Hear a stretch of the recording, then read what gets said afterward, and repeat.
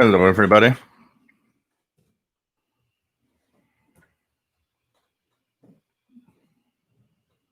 Just do a little like this.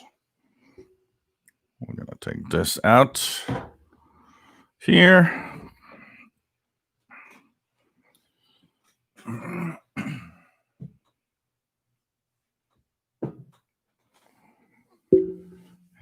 we'll see if everything's all right. Everything looks good.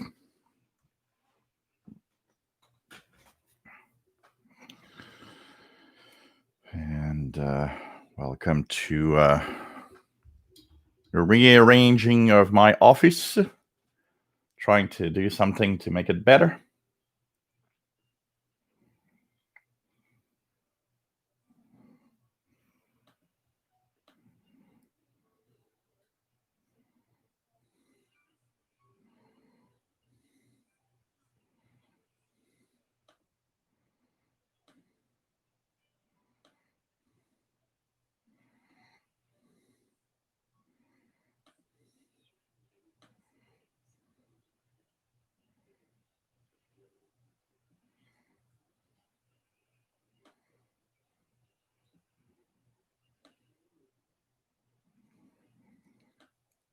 Okay.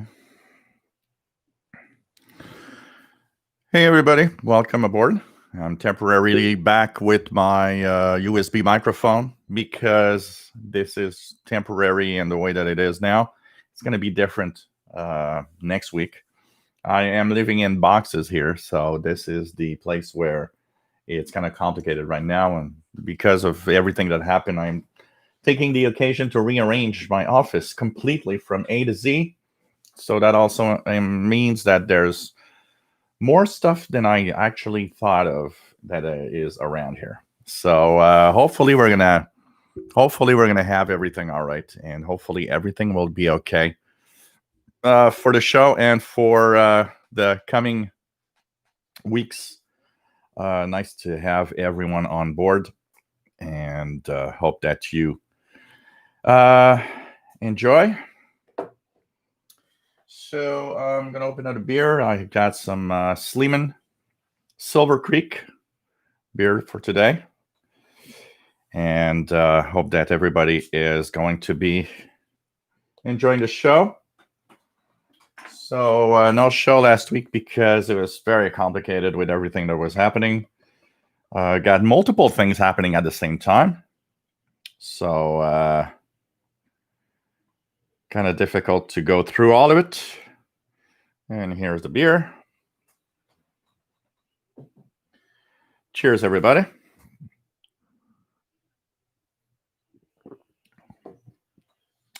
Mighty KBC on 6080. Oh, yeah, I saw that post.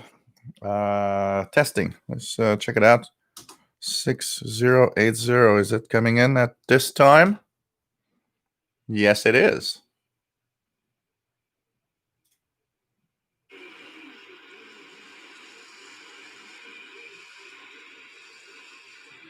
It's not very strong, but it does sound like the Mighty KBC on 6080. Absolutely.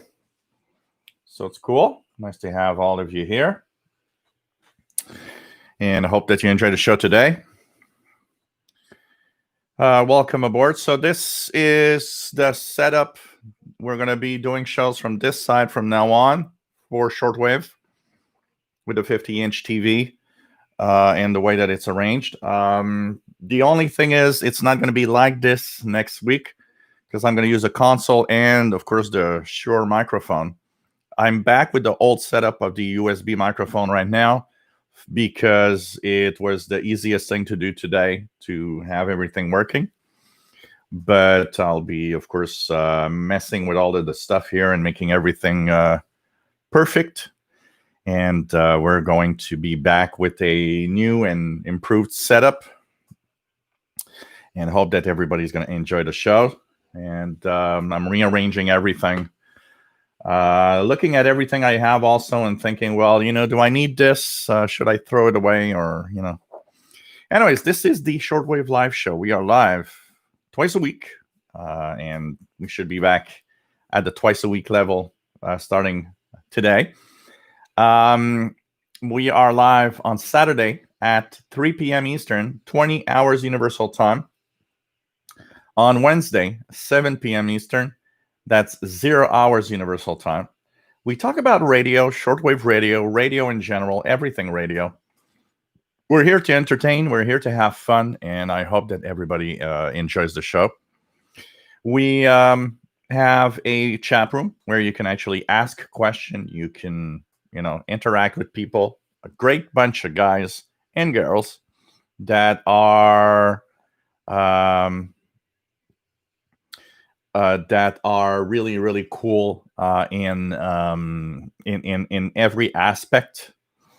So basically, really a lot of fun to be here, and if you have questions, these people are great. They are here to help you out, and we always say it. We all have been new to the hobby at some point.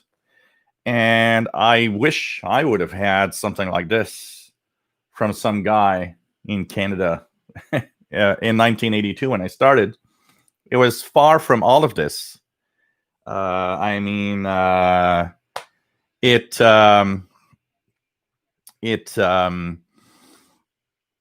was books and learning curves were steep, and we got to agree. I see it all the time here with the people around here. We see that learning the hobby is already a pretty steep curve. And when you add the fact that back then you didn't have any help, I didn't know anyone that actually did radio listening. I mean, I was the only guy doing it. And a friend of mine came to the hobby because he saw it all, and he's like, "Oh man, I want to join." And he had a radio, and one of my best friends still today, we did it together. But it was a hit and miss thing, and I thank Radio Shack for the radios they did back then, because they had just enough of a manual that explained what was what, where you can hear what, and I already had a start thanks to that information. Today, one of the things that is said on most shortwave radios is that the instruction manual explains to you how to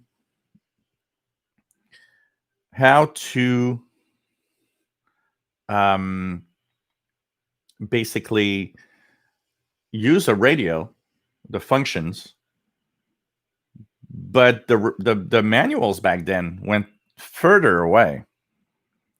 Is that back then they actually explained what shortwave was all about, which is totally absent from radios today. They expect you to learn how to use a radio, but kind of almost already know what it's all about. So if I had no instructions back then, and the only thing would be how to use the buttons and the knobs, I think it would have been a different thing. They included an outdated list of frequencies, some that were still active, but it was still fun to try to tune around and try to tune something that was in that list, hopefully. But it's really cool to have resources today. We had the Canadian International DS Club had a Zoom meeting today, and someone in the Zoom meeting was mentioning how it's so fantastic to have all the technology today that we have for all of this, and it's true. And I got to say,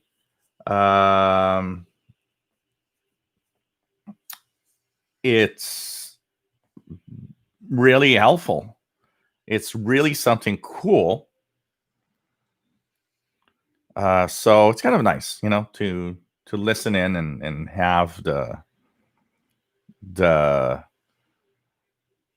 the possibility now to have all of the information on the um on our hobby through the internet. We hear so many people saying, hey, internet is killing shortwave. No, it's not.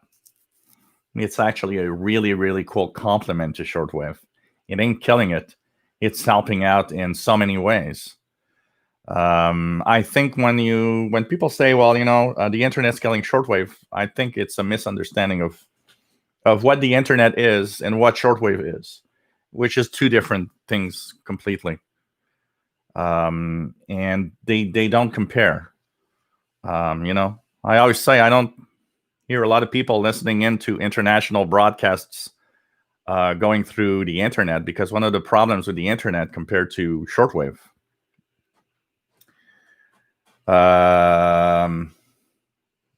basically the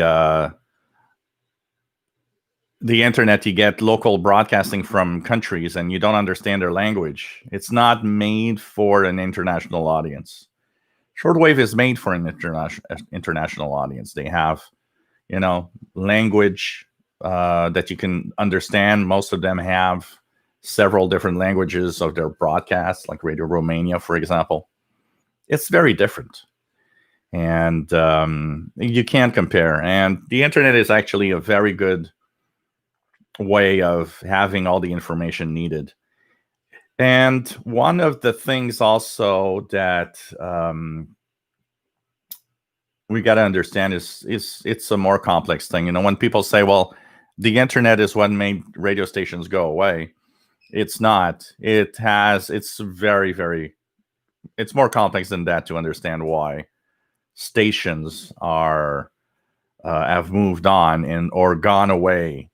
And one of the examples is, if the internet was such a fantastic medium for international broadcasters, why did most of the bigger broadcasters leave shortwave and not even have anything left on the internet?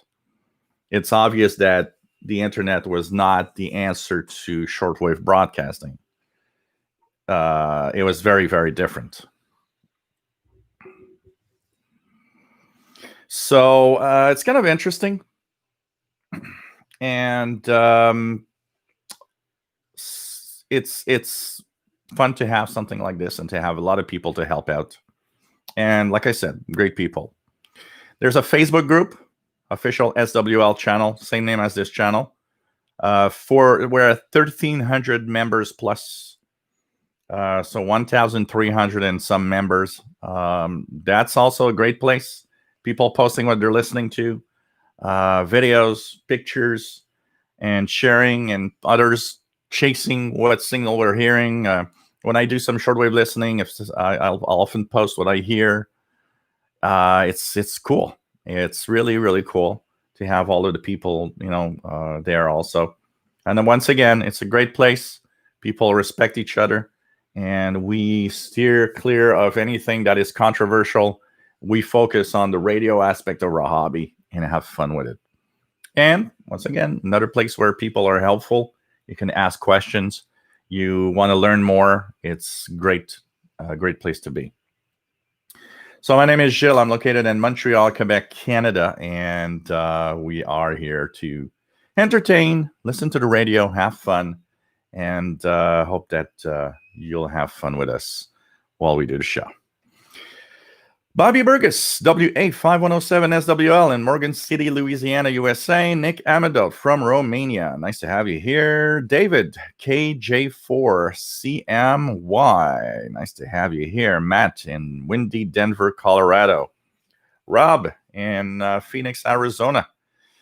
Pagemaster, KC5VOY, WA5136 SWL. In Moore, Oklahoma. We have Wayne Hall. Nice to have you here, Wayne, from Eastern North Carolina. Roberto Rojas, nice to have you here. Chin chin, my friend.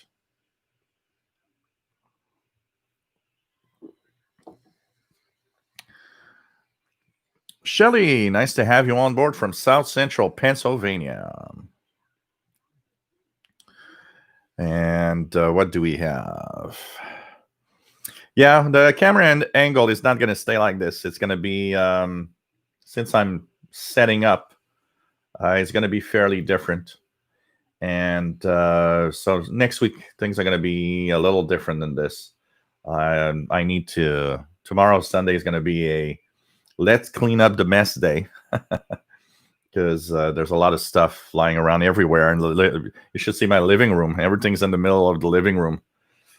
It's like, you gotta walk over stuff, and it's like it's fun to see Paul the cat that is actually all intrigued at what exactly is happening, and just going through everything in the living room and thinking, okay, what's happening here? Why is it everything like this? Neil, nice to have you here. M0CJM in the UK. Nice to have you on board. So I think from here, everything is going to start getting a little better. 45 unit, nice to have you on board. This is tomorrow around 7:27 p.m. Eastern, 0:27 UTC.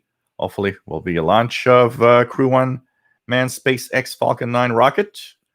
So that's going to be interesting. Listen. So check it out. 10.780 was the frequency where there's a little bit of activity. So nice. Rob says, likes the new office setup and big TV. Yeah, well, I recycled because the TV, I don't know if you guys see it. It's a little darker in the middle here than on the top and the bottom.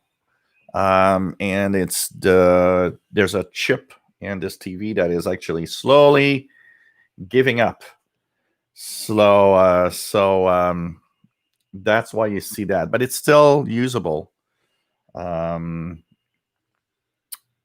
I'll see when it actually completely goes off what I do, but there's a good chance I'll simply buy a new TV today. But there's a lot of videos on YouTube on how to change the chip. It's apparent it seems to be somewhat easy to do, and then once you change that chip, which costs like $5, you just put a heat sink over it, and apparently the TV works like new it should work for a long time. Maybe that is something, if it stops, I got nothing to lose. I might open the back and try to fix it. SoCal, nice to have you here from San Diego. Fastload, nice to have you on board. Oh man, you know what? When I had to move everything around in my office, I started to throw away stuff. You look at the boxes and you open the boxes and you're like, yeah, okay, I'm gonna throw. Or sometimes you see something and like, oh, look at this, and then you're like, yeah, I haven't used it in 10 years. I'm not gonna use it. Out. And so I usually have one garbage bag a week, and when I started checking all my stuff and throwing stuff away, I ended up putting up 7 garbage bags outside of all the stuff that I removed. And even though I did throw away a lot of stuff, I have the impression, the way that it's here with all the boxes, that there's even more stuff than before for some reason. So it gives you an idea. But anyway, slowly we're going to reorganize. I want to reorganize the corner office also. I don't know exactly what I want to do. Definitely want to change that. I think it's going to be the place for the desktop radios. So the Yaesu FT450 and the ICOM ICR 8500 are going to have their spot there. And that'll be the desktop side.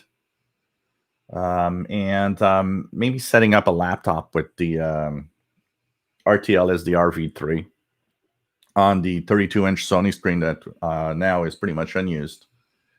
So anyways, a lot of stuff to move around, and I think a lot of stuff to throw away also right now.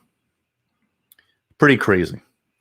That's where you see, after 20 years of living in the same spot, how much junk you actually have that you keep.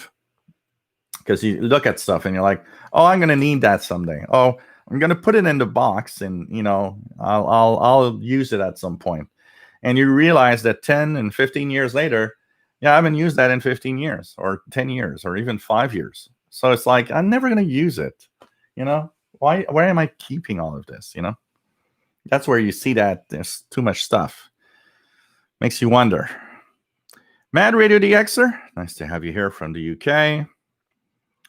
PageMaster says, I had to rearrange my listening post, which is now much better. I have 2 stations strictly for radio repair. It's also fun. For example, this setup on this side here, it's like a clean, nice setup. And it's on the other side of the room. It's the same room, but it's closer to the window. And for some reason, it kind of sparks back the interest. You're like, this is cool. This is a cool place for my radio listening stuff and having a lot of fun. So, it's kind of nice. I also wanted to have a lot of clean desk space for another thing, is to, when I make videos of the portable radios, because now it was getting so cluttered that to do a video of a portable radio, I'd go in the kitchen, and put it on the kitchen table, because that was one of the only tables that was clean. And at some point, it gets less interesting, So what else do we have? You need to tie the USB mic wire into the arm. It's annoying. It's here. I'm going to put it like this. Put it like this. Here. Better?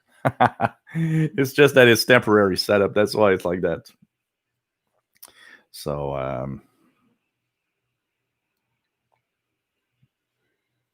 but kind of nice. Kind of nice.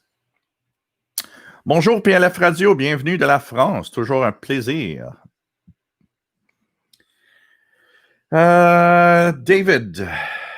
Yeah, I'm not sure. Maybe maybe I didn't notice in the. I'm going to tell you in 2 seconds.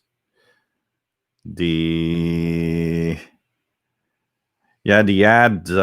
Probably the ads are turned off, because usually I have a little dollar sign on the top of my screen on the video that tells me that monetization is on. So probably monetization is off in the settings. Joe Rotman, nice to have you on board from Chicago. Matambale, nice to have you on board from Colorado. Yeah, we're getting there. We're getting there. René Charbonnier, nice to have you here. PA0057 SWL. Nice to have you on board from the Netherlands. Pretty cool to see people from all around the world. Shitty Pyro 90, good morning. Nice to have you here. So he says, my TKBC on 6080. I'm getting a signal. So old radio man, nice to have you here from Northeast Tennessee. Nope, no boings today, because it's the other microphone. Boings are on the console microphone. So anyways, I'll be fixing that. I actually, it's so funny, sometimes you throw away stuff and you find a new use to some other stuff. That 50-inch TV was on a small TV stand that has wheels. And that TV stand is actually just the right size. And I've actually, at first I wanted to throw it away. But then I thought, you know what? It's on wheels. It's rolling super well. Why not use it for the portable, put my portable computer on it for the live shows, and I can easily move it around and position it differently. So that's going to be the new use of this now. And it's really cool to have that. Rebel 42MDX, nice to have you here. I aced the general exam on the 11th. So cool, from Little Rock, Arkansas. Congratulations. Yeah, the lamp in the corner. It's a little bright. Yeah. But anyways, I'm going to be rearranging stuff, and there's the lamp here in the back of my head also. That I could, I guess, let's check out this. I don't need it anyway. I could turn it off like that. Although it's nice to see a little more of the desk. But anyways, I'll be rearranging stuff because this is really temporary, totally temporary right now. Shortwave listener, nice to have you here. Rob, the on-air sign is positioned perfectly. Yeah, well, I put it on the wall, but because of the brightness that it does on the wall, all you could see was a bright blurb, and the camera couldn't really show anything. So I thought, what could I do? What could I do? And I thought, you know what? I could put it here. It's going to be okay. And it's perfect there. Absolutely. Shady Paro 90 says this morning I was able to get the Philippines on 9925 AM and 12120 AM.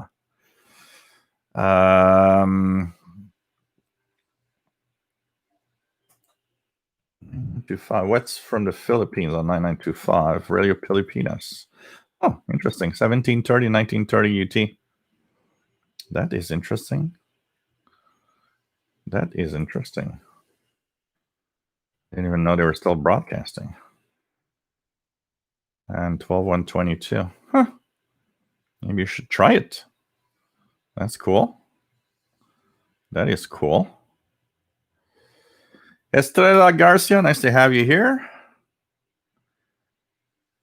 Matt, one thing I like about the USB mic, I'm freer to move around. Yeah, it is directional, but it kind of not as bad as the other one.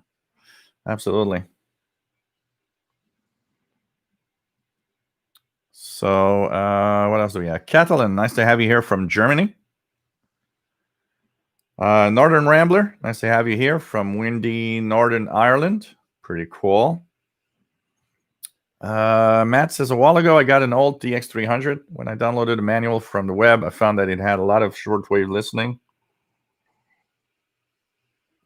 And actually, the manual that came with my PL600 did as well. I don't remember the manual in my PL600. I remember one had some decent info. What I liked about the DX100 mostly was that it gave the ham bands where they were, the aeronautical bands, the maritime bands. So from the start, you already knew what were the frequency ranges of some of the most important bands, including the international broadcast bands.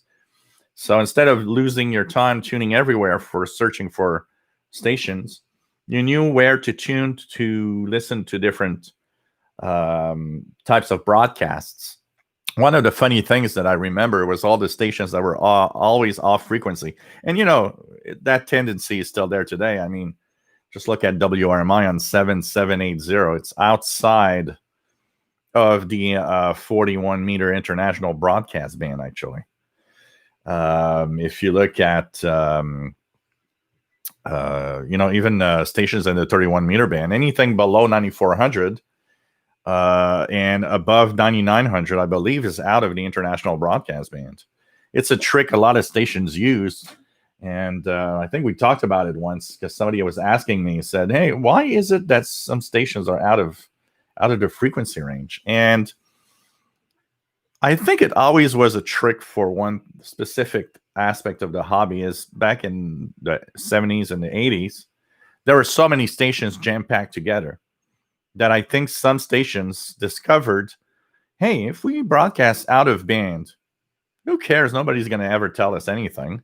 And we'll be outside of all of that interference from all the stations. And I think today some stations are using that trick still to kind of stay far away from the others. The problem is when your radio is, has several bands on it, the problem with that is that the bands are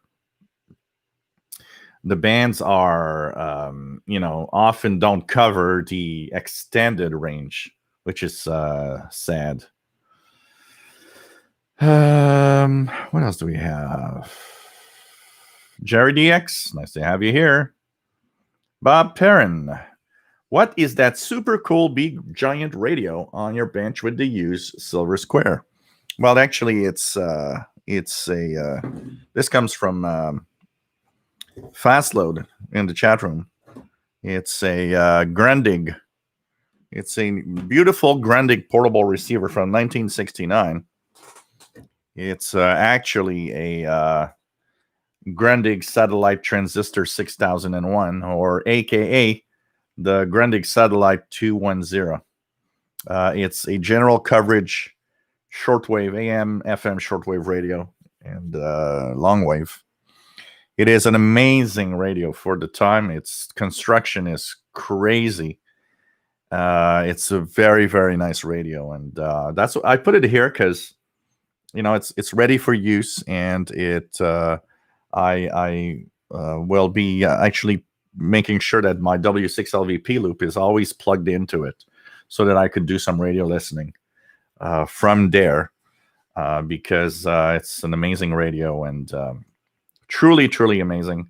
It's as old as me, 51 years of age. Chris Lediff, nice to have you here from San Francisco, Chris. Don Warner, nice to have you here.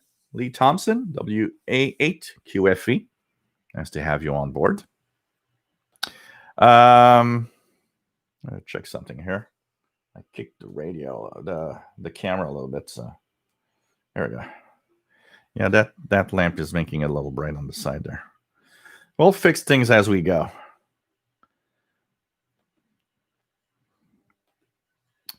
Okay, what else do we have? Let's check it out here.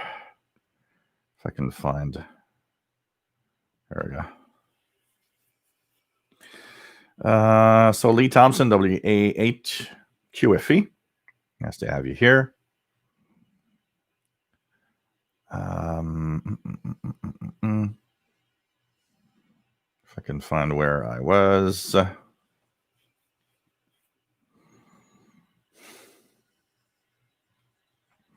Trying to find where I was.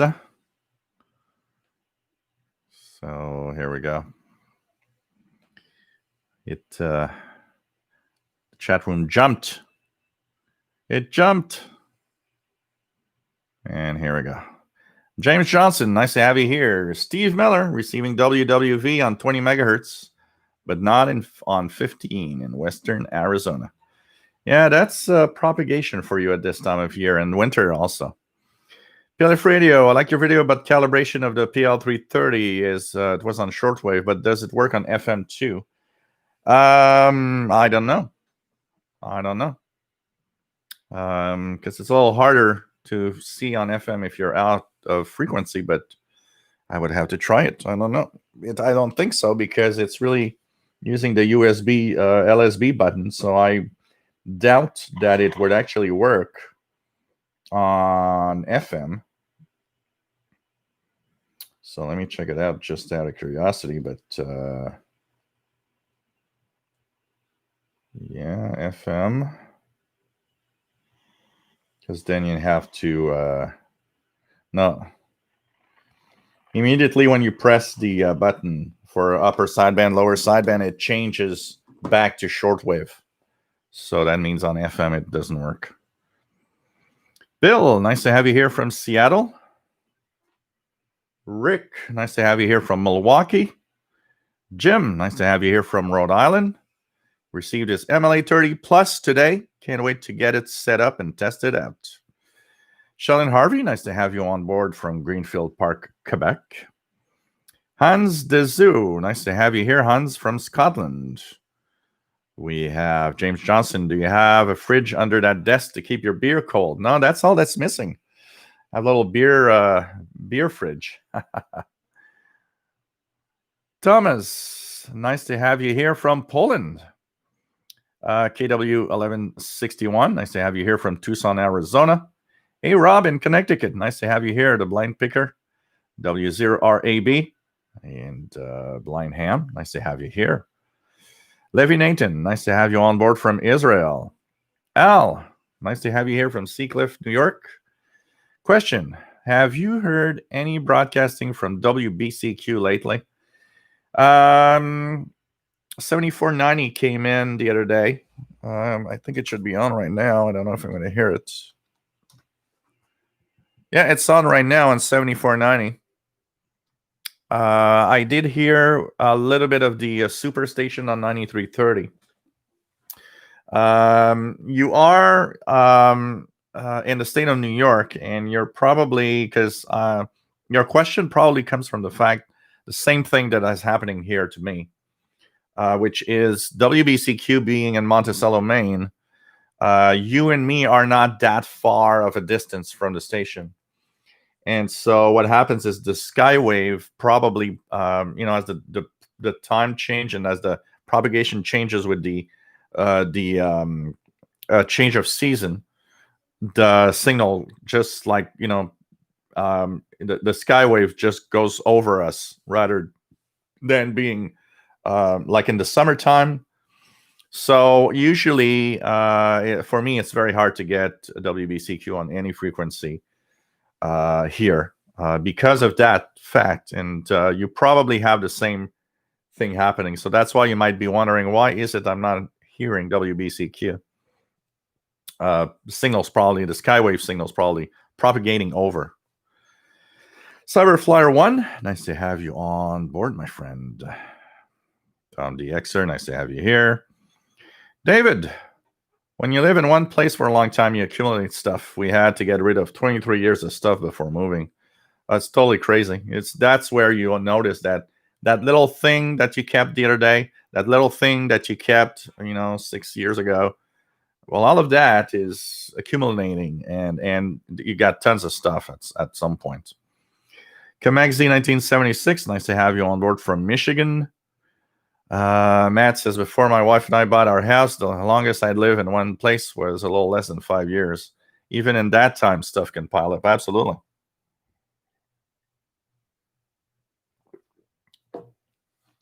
Where I lived before, I was there about 7 years. And when I moved here, I was going crazy on all the stuff that I had accumulated in 7 years on that place. And I threw a lot of stuff away. A lot of stuff. Steve King, nice to have you here from Australia. PageMaster, I did purchase the Texan AN200 amplified medium wave loop antenna. It's a passive loop. It's not the AN200 is a passive loop. PageMaster. Are you talking more of the other one, the AN? What is it? I don't remember the number, but that was an amplified.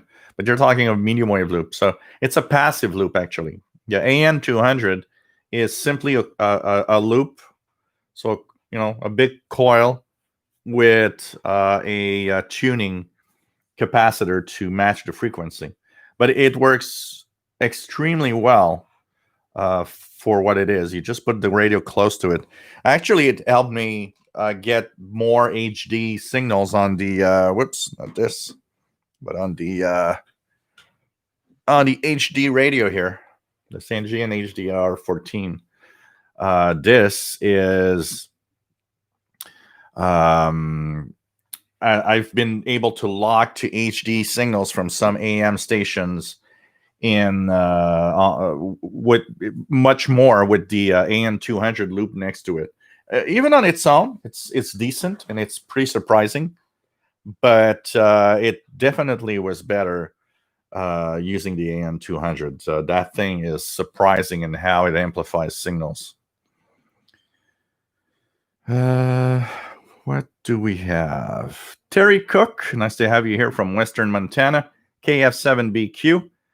Gary, nice to have you on board from the Isle of Wight. IO90FQ. Matt says, yes, the PL600 manual had band information like that. That was how I learned where the broadcast bands were. Like you said, it keeps you from wasting time in other bands. That's important. So I remember there was one that I had, so it's probably the one from the PL600 that I remember had some information. I remember one that had surprised me, but I mean, today's radios, you got no info. Most radios, they tell you, here's the radio, here's how it works. Good luck. At least when you have that information, it gives you it gives you the information, the basic info of where to listen in for different types of signals, so you know where to look. So Terry Cook, nice to have you here. What else do we have? Randy in Riverside, California. Nice to have you on board. Michael, nice to have you on board from Melbourne, Australia. Cool. Gary is G7RES. Catalan, the most used radio would be an SDR. Viewing signals on the spectrum makes the tune easier. I have to say that once I came across SDRs, and you see here I've got tons of interference at very, very specific interval right now. It is amazing how you have a hard time going back to any regular analog radio of any kind, because the visual aspect of the signals is just so amazing. And so many things I've received that I would not have if it wasn't for the fact that I could see it on the waterfall. So pretty crazy. So you see those lines that are scattered equally? I think it's my new Samsung 70-inch TV that does that.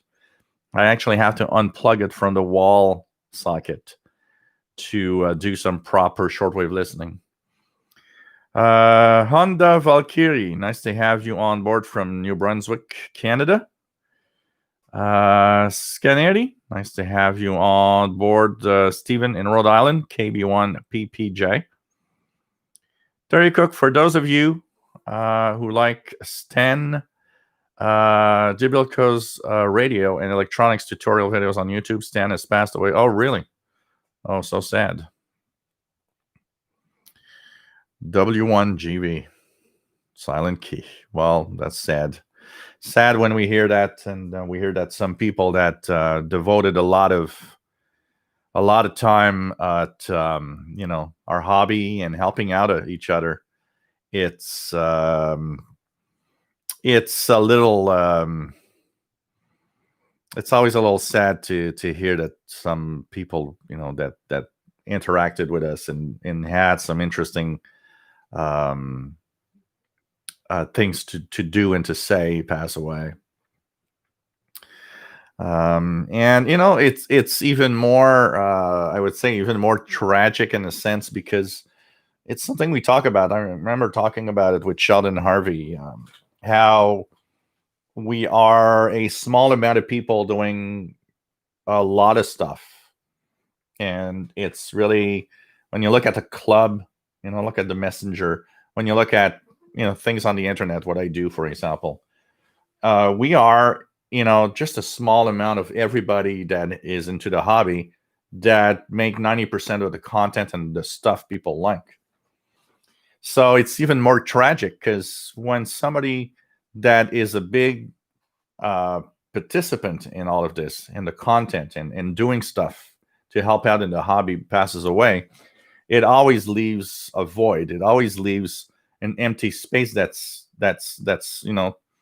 very often difficult to replace.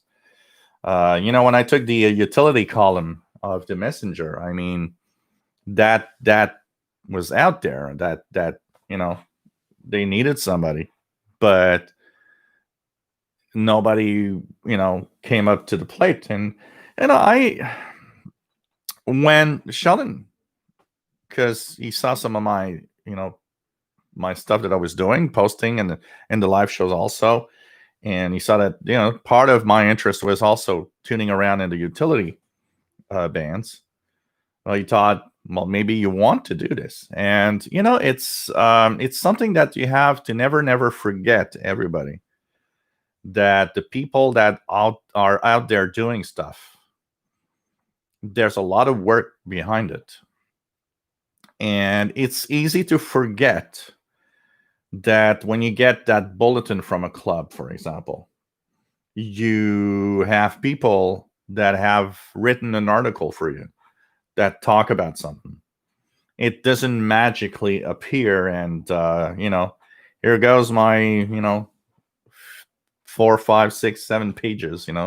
Last and this month's messenger, I have the Text and PL990X review. I got my utility column. Well, it's I don't know, something like 10 pages that are from my that I had to take the time to sit down, create. I'm not a writer, so there's also that. I looked at other reviews to kind of orient myself and know what would be the best way to try to do what I'm going to try to do. But never forget that there's a lot of people in the background working to do the content.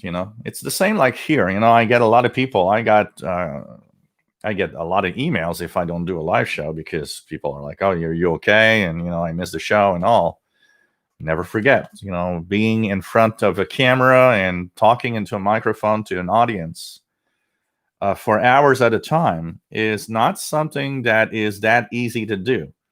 I think you need a minimum of, there's a talent to be had to do it. And that talent it's not everybody. Someone that I know, and not in the shortwave hobby, but in another sphere of technology, one day came across my live show just by curiosity because he's not a radio guy. And he thought, hey, this could be cool. I could do, a live show on my own topic and my own subject. And he came to me and he said, I don't know how you do it because I started talking live and I know my stuff and there's a lot to discuss. Like, a lot of your stuff on radio. And he said, after 20 minutes, I didn't know what to talk about anymore. It's like the show lasted 45 minutes and I just like, well, okay, thank you for being here.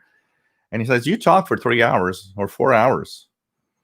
And he said, I understood that day that you don't have to just know your stuff. You have to have a talent of being able to communicate and talk. And, I always say I'm a blabberman. That's where it is.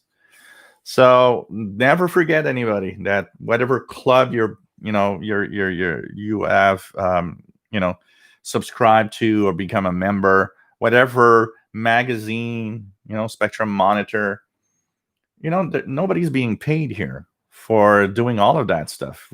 We all do it because we love our hobby. We all do it because we love what we want to share the knowledge with other people. But there's a lot of work behind it, and it's easy to forget. It's easy to have that little bulletin and forget. So when we talk about, it would be fun if people participated, if people send in loggings, if people send in, that random article about something. It's where you notice that not a lot of people are actually stepping up to the plate. And most people are in the background. They want to enjoy whatever is happening, but I have no intention of helping in any way, or and it's not. It's all right. I mean, it's part of how everything is done.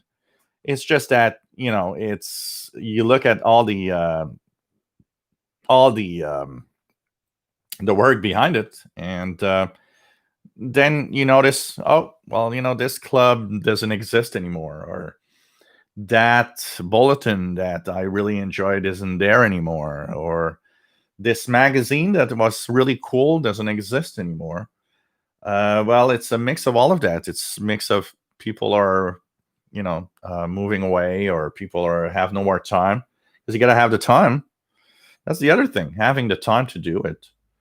And then at some point you realize, well, nobody's stepping up to the plate to replace people that we need to replace.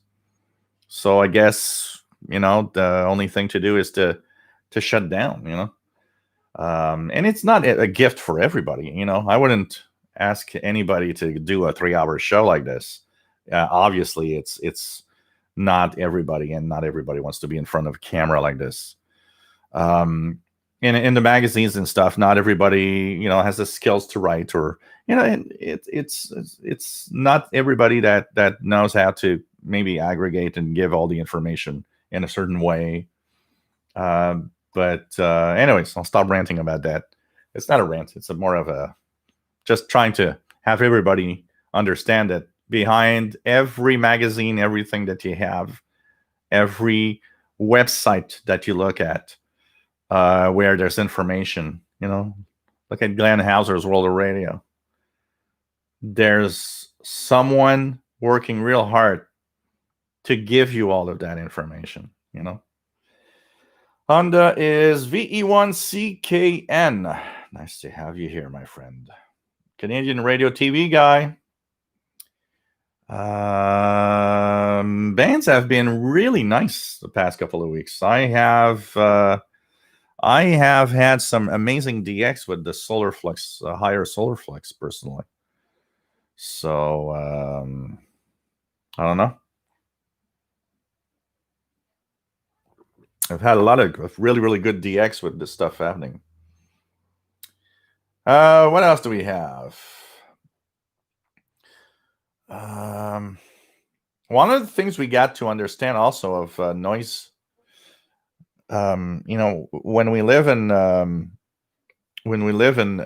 places where it's getting colder, don't forget that the extra electricity demand from heat. So if we have electric heating of our homes, if it's darker, so we have a lot more lamps and things that are turned on, so that could also raise the general noise level around us, for sure. Jeff Barrett, nice to have you here. The studio looks sharp. Thank you very much. And that's just the start. It's not going to be exactly like this. It's going to be even better. Kostas, nice to have you here from Athens, Greece. Nice to have you here. And by the way, the voice of Greece is coming in with a decent signal. S9, S9 plus 10 on the radio right now. 9420 kilohertz, voice of Greece. PLF radio, did you try the AN200 loop with the Texan PL330 and 990X? Not yet, but it is in what I want to do, the AN200. Maybe tonight you're giving me the idea that maybe that's what I should focus on tonight, especially since it has the plug for the external antenna on the AN200. It's going to be nice to check it out for sure. David says, printed cards with the shortwave bands on them. I keep them with my receivers. Oh, that's cool. That's nice. Al Nason, nice to have you on board. I had to reset SDR Uno, and now clicking on a frequency in the memory panel doesn't work. How do I fix that? I don't know. I don't use the memory panel really, so it's I would need to check it up. So if anybody has anything that they can help our friend here, Marcin SP7SZC. Nice to have you on board, my friend. Joseph Igenbaum, nice to have you here, Joseph, from San Francisco Bay, California. We have Catalan. AMLA 150 appeared to be better than the MLA 30. Did anyone check it? I've gotten mixed bags. Some people say yes, but I've seen a lot of people say ain't better. It's pretty much the same. I don't know. Maybe we need to check that out. RT Music Production. Nice to have you here, my friend. Joseph says 22 meters seems pretty good today. Unusual for this time of day, I think, or at least where I'm at.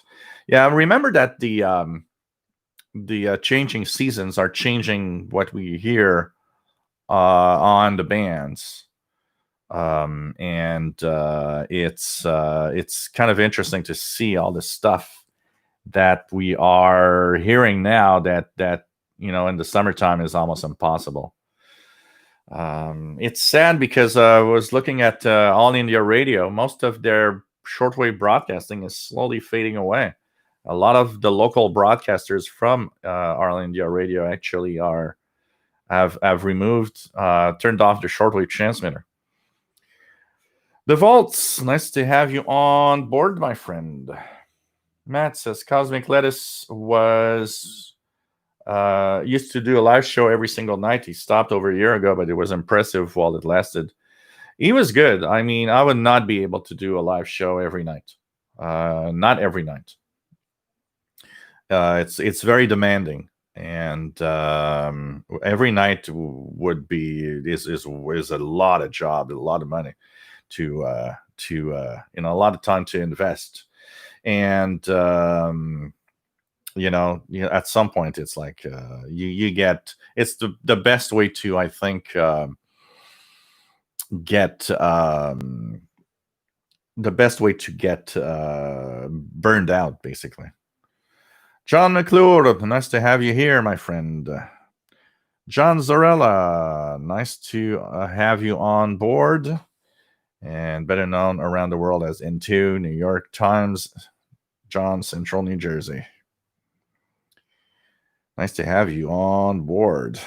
Tarek Nolan, nice to have you here.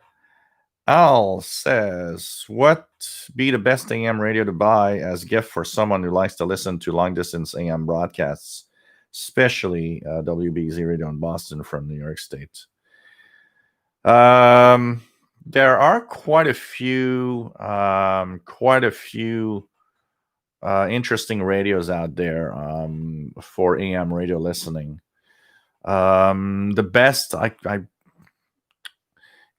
don't know, it depends if you want shortwave, if you want an all-in-one radio that has shortwave and everything, or if it mostly is for AM, FM radio listening. There are a few dedicated AM, FM radios that are really, really good. Valls was sitting in the forest this evening with the D1103 shortly after sunset. Bands were alive pretty much up to 18 megahertz. Contest going on, pirate activity.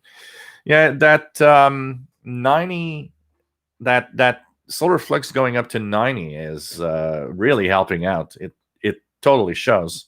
I was hearing almost every day this week, a couple of stations on the 13-meter band, 21 megahertz. So it's nice to see the sun is alive with activity a little bit. Really, definitely helps. What else do we have? What else do we have?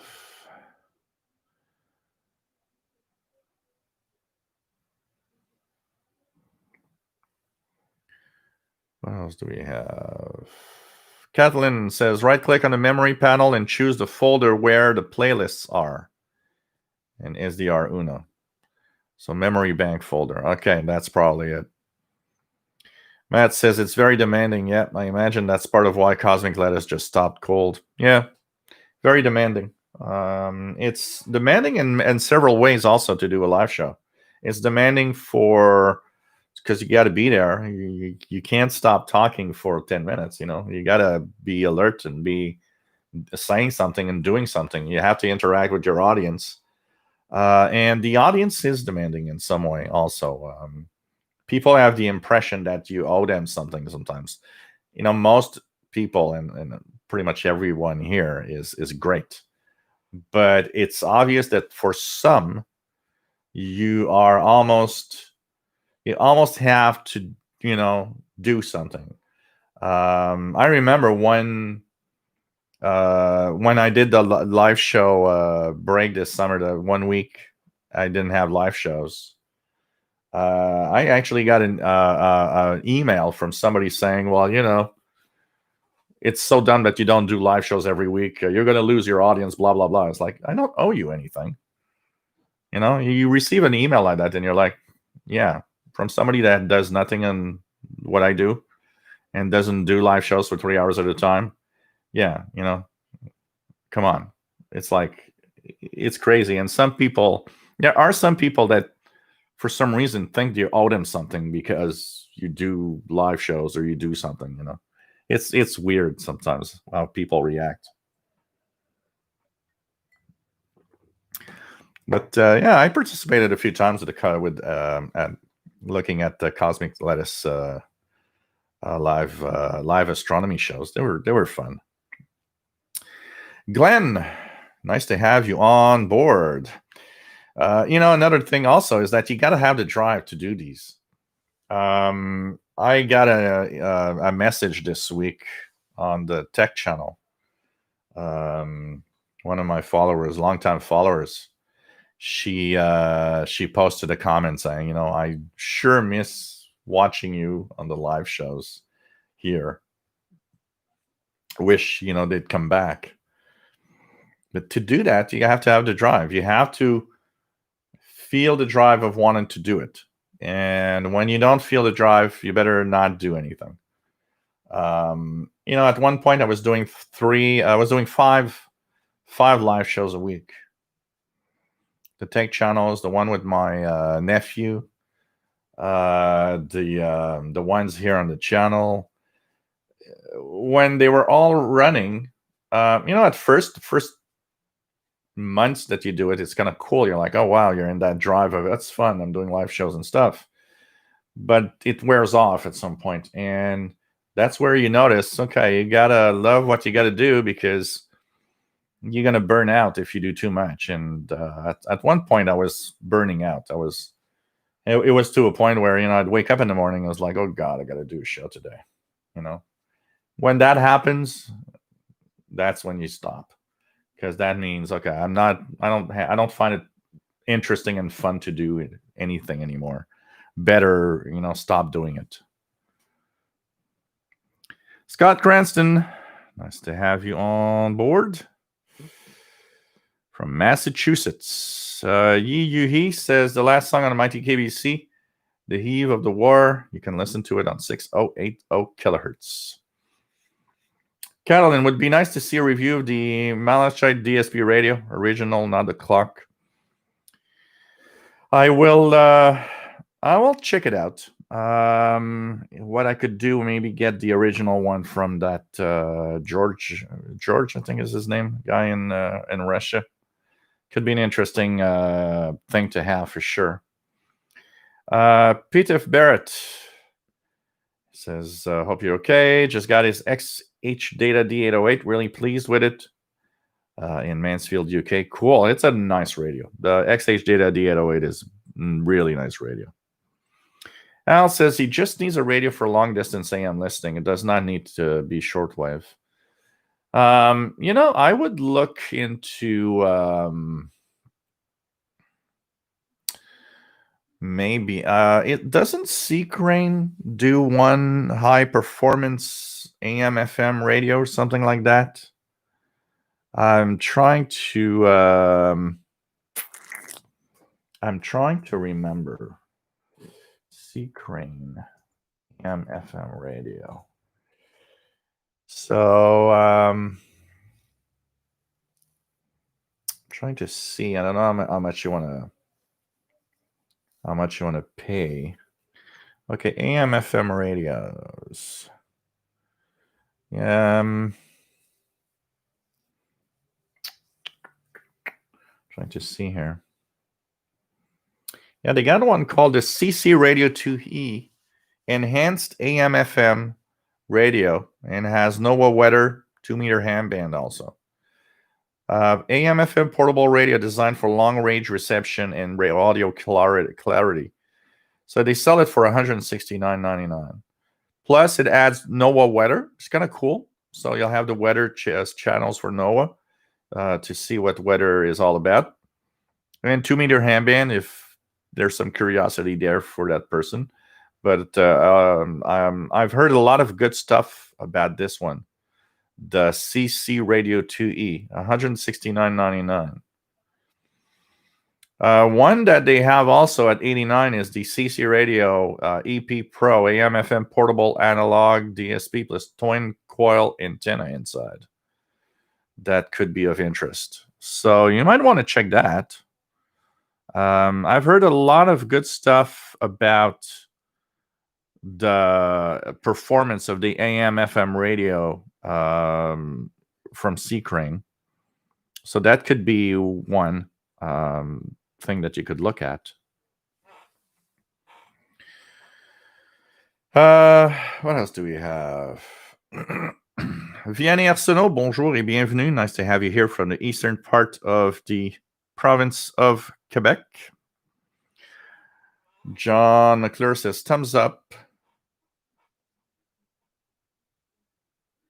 A replacement for the thumbs up emo. Okay. Brian Vantenheimer, nice to have you here, Brian. And just got home from plowing snow for 10 hours. Wow. Enjoying improved listening conditions. Here we had a little bit of snow in the beginning of the beginning of the month.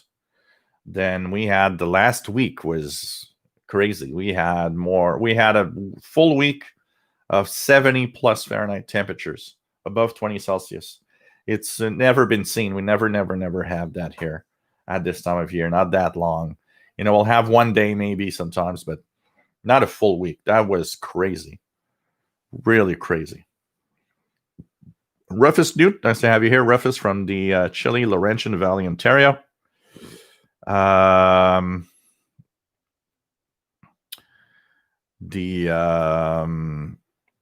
vaults, actually, Pure Luck caught the live show. YouTube tends to hide them from me. And since the schedule changed, never sure when to try to tune in. It's Wednesday at 0 UTC, technically UT Thursday, and Saturday at 20 UTC. That's when the shows are.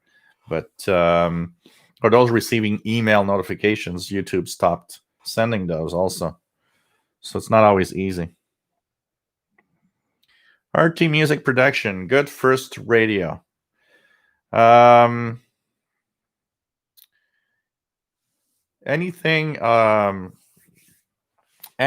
of a Texan PL660 or something like that would be a great first radio.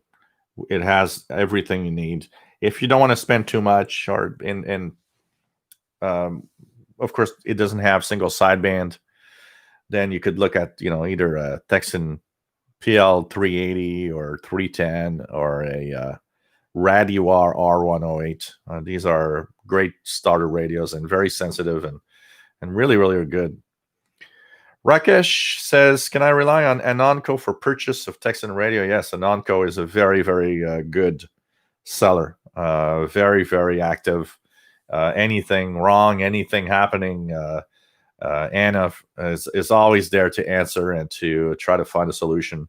It's really, really the place to, if you don't, my first choice would be, because of the ease of use is if you could find one on Amazon. Amazon is great because if you ever return something, it's really cool. It's really easy. But Anonco is pretty good also. And for a Texan receiver, you're at the right place. And Anonco pretty much has the best price most of the time for each radio. Kathleen says, the Chinese guys who are selling the MLE30 should thank you for reviewing and recommending it. Yeah, I don't know where they come from. I'd be curious to see where they are being built or what. But that MLE30 is like crazy. And I still remember when I got my MLE30 and started testing it, I had my W6 LVP loop up for a few weeks. And I immediately understood one thing is that instead of spending that huge amount on the W6 LVP, I could have had so much more by buying just an MLA30 and would have had a lot of money left for a nice new radio. That's for sure. So, RT Music Production. MLA30 is a loop antenna for shortwave. Sheldon Harvey says, CC2E is a great radio. I won one at Winterfest a few years ago, and it is excellent. So Sheldon also has a great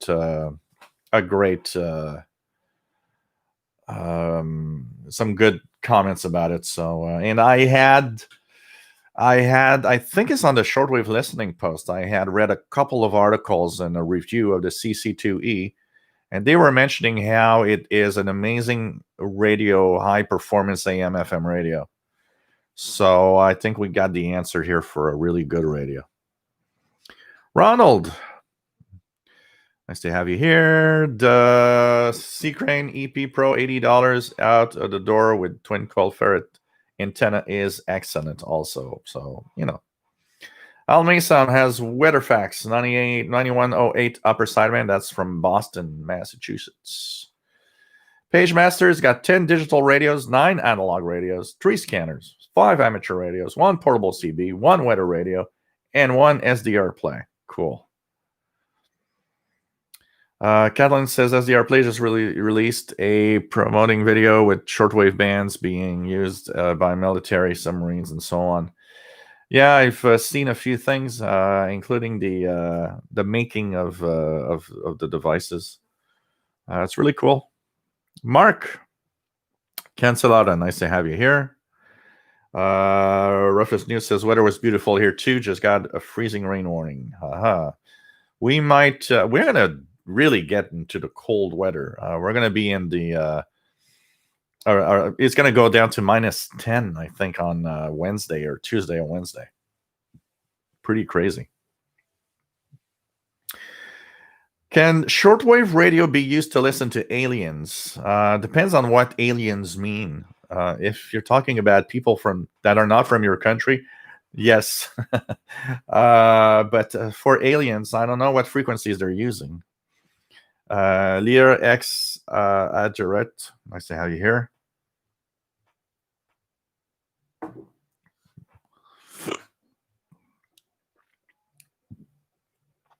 That reminds me, David says the PageMaster ever tried to turn on all of your radio to different stations all the time.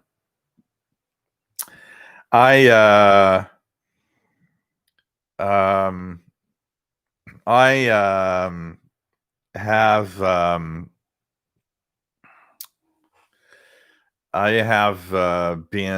sometimes I have my geek moments where I actually turn on 10 radios and either all tune them at the same station together or listen to different stations on each radio. But usually what I do when I turn on radios and I have many radios turning on at the same time, I try to tune them all at the same frequency and listen. It's one of my weird geek moments, probably. Robert Osborne, nice to have you here from Niagara Falls, picking up some chatter on the GMRS repeater on the American side of the river. So here, GMRS is not allowed to have repeaters, so you have only local stuff. Some Amazon lane has been missing delivery dates every 2-3 orders. Mine have been pretty stable in general. So it's not too bad. But I guess they are probably having a lot of stuff they're sending.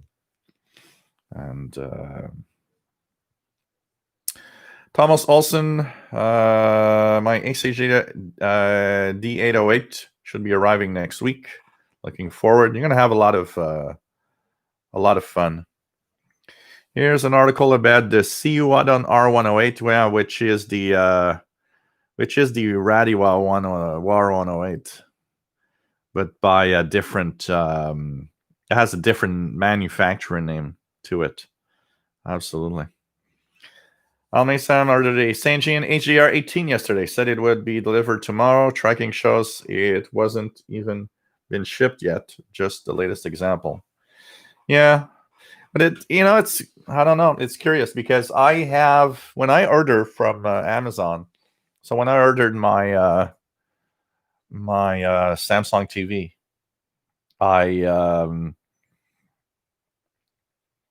they told me it would be delivered the next day, and it wasn't shipped. It was 8 or 9 p.m. and it still wasn't shipped.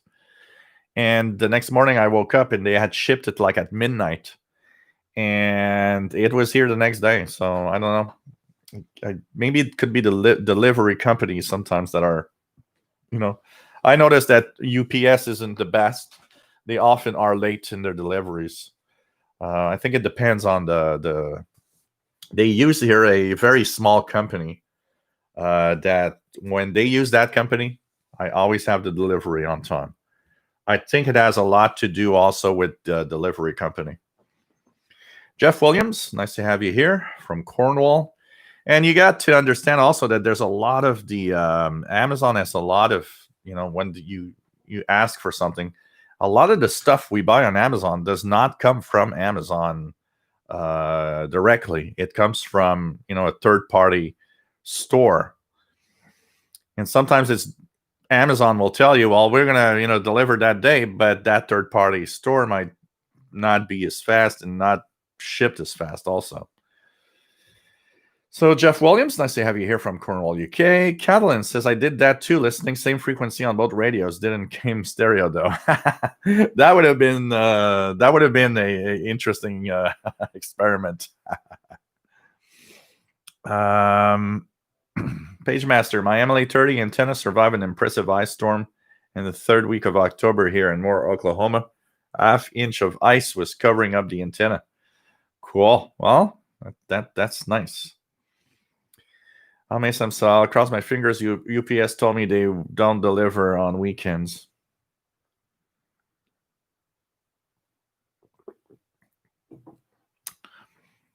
So, Alme Sam loves his MLA30. Rufus, drive my roommate nuts, walks past my door and says, what is that noise you're listening to? Response, WRMI, WTWW, Shannon Vomit, MLA30s. We are always going to be categorized as people that listen to noise. That there's no stopping it. It's just funny because and even when you talk about radio to people that don't know anything, it's like you get them bored kind of really, really quickly. At some point you're like, yeah, so I'm listening to Radio Romanian English. It's like, oh, okay. Yeah. That sounds fun. Yeah, that sounds fun, eh? Yeah. You wish we wouldn't talk about that. It's just funny. I still remember once one of my Facebook friends that has no idea what I'm doing.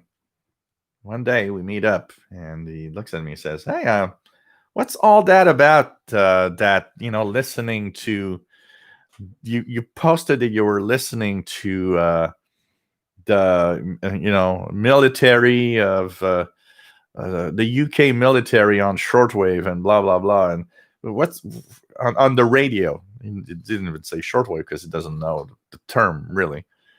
And says, how does that happen? And I start telling him, well, I got shortwave radios and propagation and blah blah blah, and you're about a minute and a half into the conversation explaining exactly why you're listening to something from far away like that.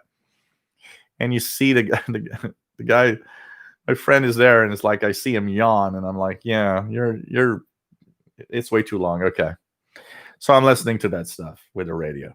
That's let's put it simple, okay? Because you're getting bored and you're gonna go to sleep soon.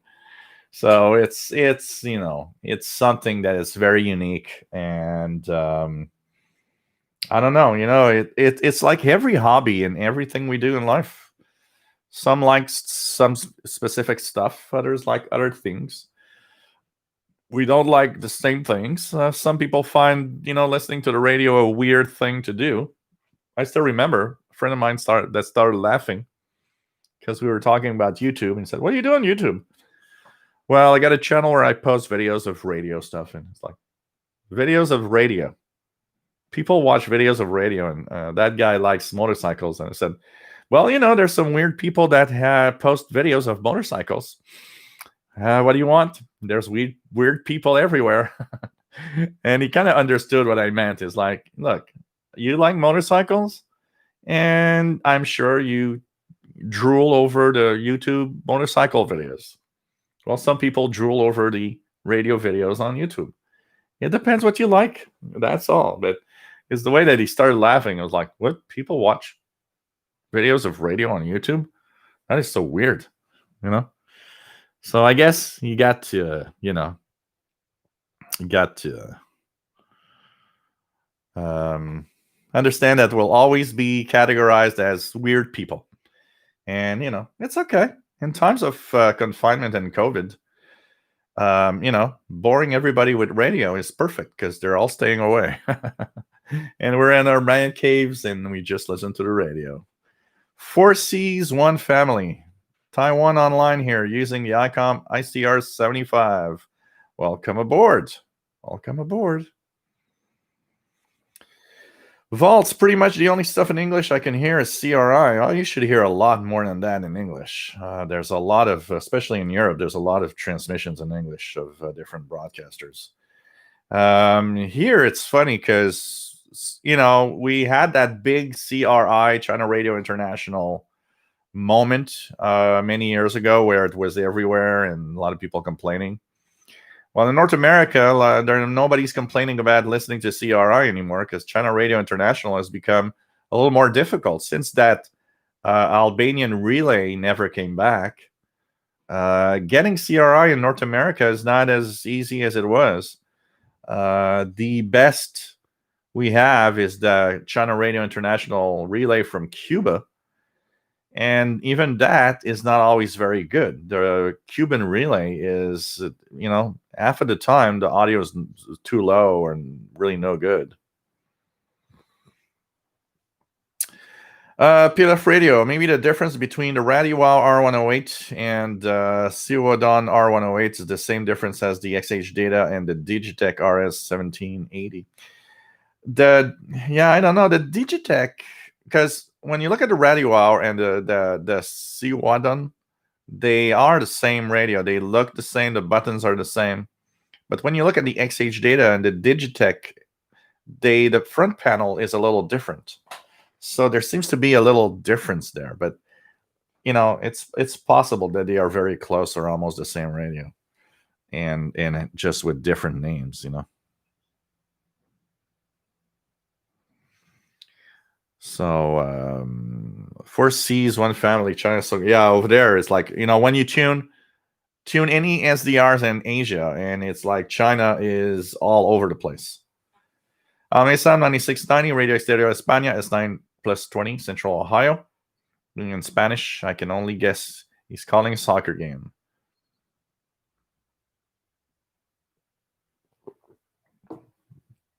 Mad Radio DXer says, if I told a friend I was listening to Algeria on the FM band here in the UK via eSkip, they would think I've gone mental. And there's all of these preconceived notion of things sometimes. I remember someone that had seen a post of mine and had decoded a picture of the slow scan TV from the International Space Station. And the first thing, and he wouldn't budge. First thing he said is, well, it's impossible you're listening to the ISS. They have encrypted communications and you can't receive that without having a big satellite dish and blah, blah, blah. And you're like, yeah, you don't know what you're talking about. You don't need that big of an equipment to actually receive the ISS. It's not like that. Some people think that you need some really big listening post to hear stuff, when in reality, a lot of the signals and it's like in the 90s when I had scanner radios, when I was a big scanner radio freak for a while. I remember one of the fun things I'd like to do when I was on my day off work or on vacation was to take really long walks, or go to, go and like to Perry Island or to, some parks, and bring along my scanner radios, because there's two things that go with scanner radios. Is there's the standard stuff that you hear everywhere, but there's a lot of low power communications on VHF, UHF that when you're in a certain spot, you hear stuff you don't hear when you're at home. A great example is this summer when I went to the park at the east end of Montreal, where you could Parc Bellerive, where you could see the boats going in the St. Lawrence Seaway and in the Montreal port. I was hearing a lot of local communications that I'm not hearing here. I noted down all the frequencies of all the maybe 40 or 50 VHF and UHF frequencies that I could hear stuff there. Here from home, there's only 2 or 3 of them that are active. So that means those were really low powered, walkie-talkies probably in some of the companies there and stuff. And I was getting close to the refineries. So that's also another aspect of the hobby. It's like, so that going around is important. If you have a place where there's a lot of companies around, go and take a walk there and scan the VHF, UHF range. You're going to be surprised of the low power analog communications that are there. But anyways, to go back to what I was talking about and going back to, being mental, I remember I went to a grocery store to pick up food and something to drink so I could, continue my my walk with my radios. And I remember the guy that was at the grocery store working there looked at me and says, "Well, it's illegal to have that, It never was illegal to have a scanner radio. It still isn't today. It's, there's a lot of people that have a hard time understanding stuff. And, it's a complex thing. I mean, we have the knowledge. We like, via eSkip.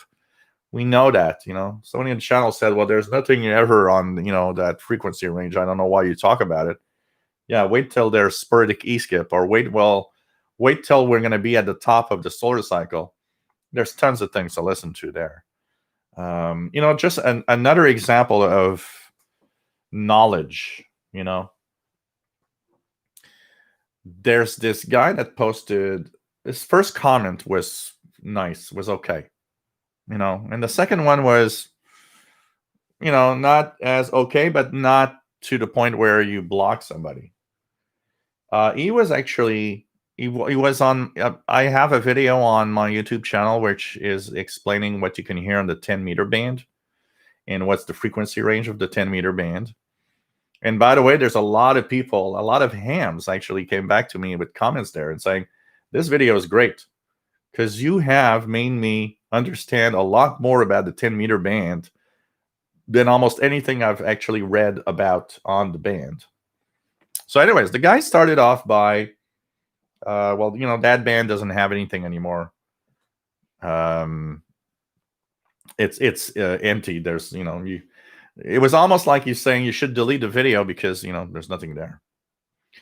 So I replied to him. I said, well, it's because propagation, we're at the bottom of the solar cycle and propagation isn't, solar flux isn't very high. So the ionosphere isn't ionized, isn't good enough to support 10 meters. But I added, but there's something called sporadic eSkip that can happen at any time. And that means you should listen regularly. You'll be surprised one day you're going to turn on the radio and there's going to be something there. So his reply was in kind of like, no, there's nothing there and nobody's there. And, there's no such thing as sporadic eSkip. I don't know where you get those names and stuff. And it's like, okay. And I remember I took the time to reply back. Sporadic eSkip is happening mostly in this period of time and blah, blah, blah, blah, blah. And he came back to me and that was it. It was like the comment was like, look, I've been a ham radio operator for 40 years and you're not going to start telling me about that crap that you invented. And he's like, yeah, okay, block. I got enough of you. And it's like, you're a ham radio operator. He even gave me his call, which I don't remember. And I was like, yeah, 40 years as a ham radio operator, and you're an idiot that doesn't even know how propagation works. it's it's not just that. It's you learn stuff. I mean, it's not because you're a ham radio operator that you know that Sporty Keyskip exists. I'm sure a lot of hams don't even know that it exists. But if you are interested in any way, do some research, and especially if you reply to a guy making a video about a subject about radio. Well, if I talk to you about eSkip, I would be the first to do that. If somebody talks to me about sporadic eSkip, what am I going to do? I'm going to go on the internet and say, what's sporadic eSkip? I'm going to go read on it. I'm going to go check more on it. I'm not going to say, hey, you're a moron because you're inventing stuff, which is like, what? Okay. You must be a hell of a nice, good ham radio operator being like that. You must be one of those that, the young generation doesn't want to be a ham because you told them that they're ignorant and they're idiot and they're never gonna know anything. And oh, you do CB radio. You must be the kind of guy that you do CB radio. Ha ha ha! I'm a ham radio operator. Yeah, okay. But we are in our hobby. We like our hobby. We do enjoy our hobby. It's a very unique thing what we have here and what we do. We got to admit it. We are a bunch of weird guys and girls, in our own right. And I'm happy to be a weird guy and a weird geek, radio geek. I am very happy to be there. I have so much I have learned with radio. And I think, we all probably fell into the side of being amazed that invisible waves over the air are received so far away. I'm still amazed when I hear Madagascar relay stations. I was listening to Radio Japan yesterday in French while actually editing the International Radio Report show. And I mean, you're like, that signal comes from 13,000 kilometers away. Fun fact, and that's my nephew, Gabriel, that actually made me notice. One day, when he had my Texan PL 450, because I gave him my Texan PL 450 portable. And he listened to some stuff, and he was I remember when I gave him that radio, he was in a mode of maybe going to Japan, and he learned, he took some Japanese class, and I said, you could listen to Radio Japan on that little radio. And he's lucky enough to where he lives, noise level is actually lower than here, so we're just the telescopic or a little clip of wire, he was able to receive it quite well, and he was amazed. And one day we're listening to Radio Japan French, and I said, that's a relay, it comes from Madagascar. And he actually looks at me and says, well, maybe it's even further away than Japan. And it never came to me to look at the distance between the Yamata, Japan transmitter site to Montreal was the distance. And Madagascar relay was the distance up to Montreal. And that's where I was amazed to learn Madagascar is actually further away from me than Japan is. So it's like, Japan was like 10,000 kilometers. Madagascar was 13,000 kilometers. And I was like, wow, that signal is actually coming from further away than if I was listening to it from Japan. And you kind of realize that for a moment. It's like, oh, okay. But, it's just funny to watch that. But we are,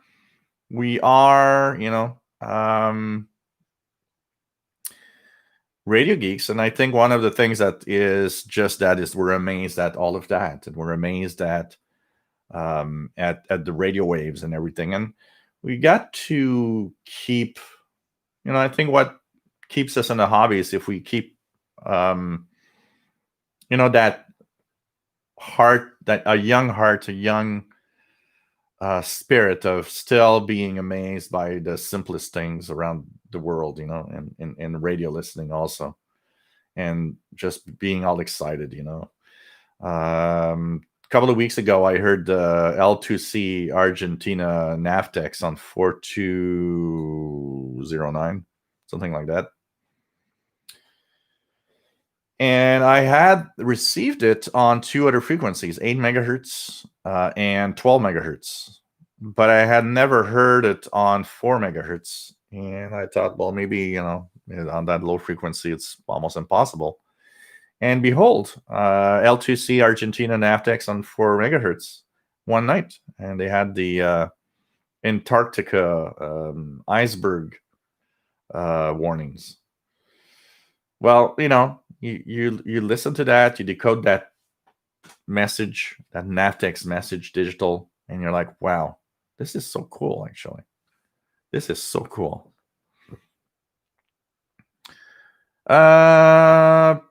Feel good, I would say. PHL good. Well, that's probably feel good. From Yorkshire. Just started up this interesting hobby.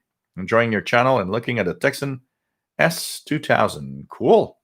Welcome aboard. Artist Alley Crafter's Kitchen. Nice to have you here from Massachusetts.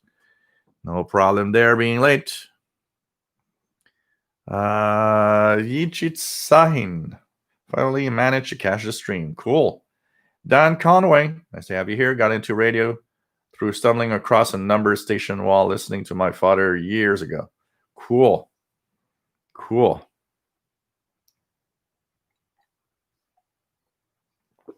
Oh, I haven't checked that out, the vaults. I am going to read it. I like that kind of stuff too. Roughest Newt, Weird Rocks. Absolutely. What else do we have? Let me go down. So Robert Osborne has Radio Nacional Amazonia on 11780 in Niagara Falls. Let's check it out here. 11780. Yep, pretty good. They on Saturday night, it's time to listen. They have some really nice Brazilian music. When there's nothing special on, I will often tune on Saturday night to 11780.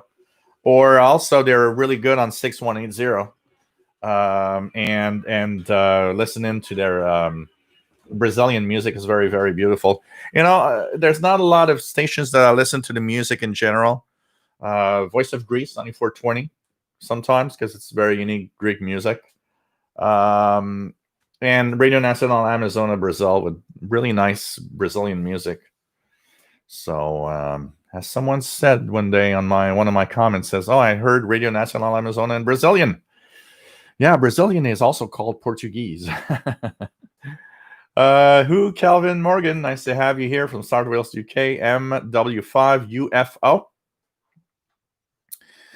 Pagemaster did receive a QSL card from China Radio International via the Cherik Albania transmitter back in August 2019. Cool.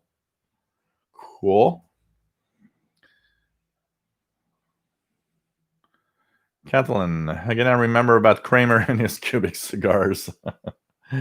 Dan, nice to have you here from Ohio and AWJZ. 4 C's, 1 family. I can hear the ISS 145 megahertz. Yep. Matt, I've heard the ISS side of communications with schools before, but in general, I only try to tune in the SSTV campaign occurs. Mickey Delmage, nice to have you here. Bonjour. I'll say your name in French. Mickey Delmage. I like to say it in French. You'll be Delmage when you're in Quebec, and Delmage when you're in Alberta. Nice to have you here. Almesa, what's the digital signal on 11016.5? Yeah, I believe that.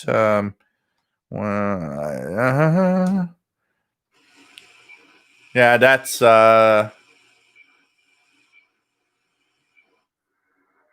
Yeah, that's NATO. North Atlantic 3D organization, and this is what we call a link. I always forget the number. NATO. So let's 11.016.5 kilohertz. HF NATO link. So it's link. There's like link 22, and actually there's different numbers depending on the speed and everything. But there's something called link 22, and so on.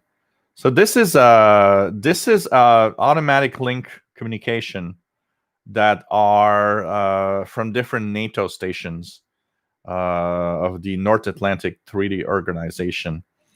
So they kind of link all the military stations together.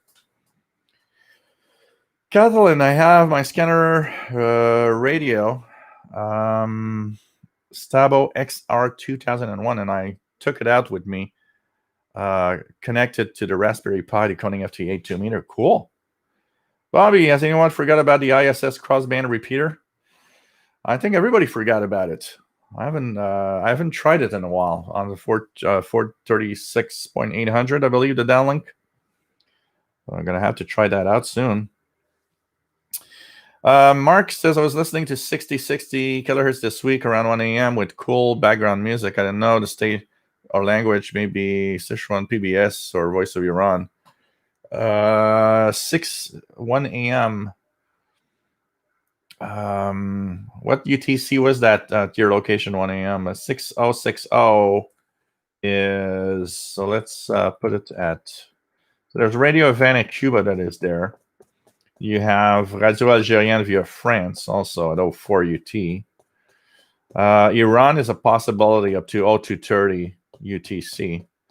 I believe I've heard Iran actually on the band at some point. Cuba is there from 01 to 08. So, interesting. SV O'Rourke says, CRI always loud and clear here in Hawaii, but I enjoy listening to Chinese and Tibetan music on Radio Free Asia broadcasts.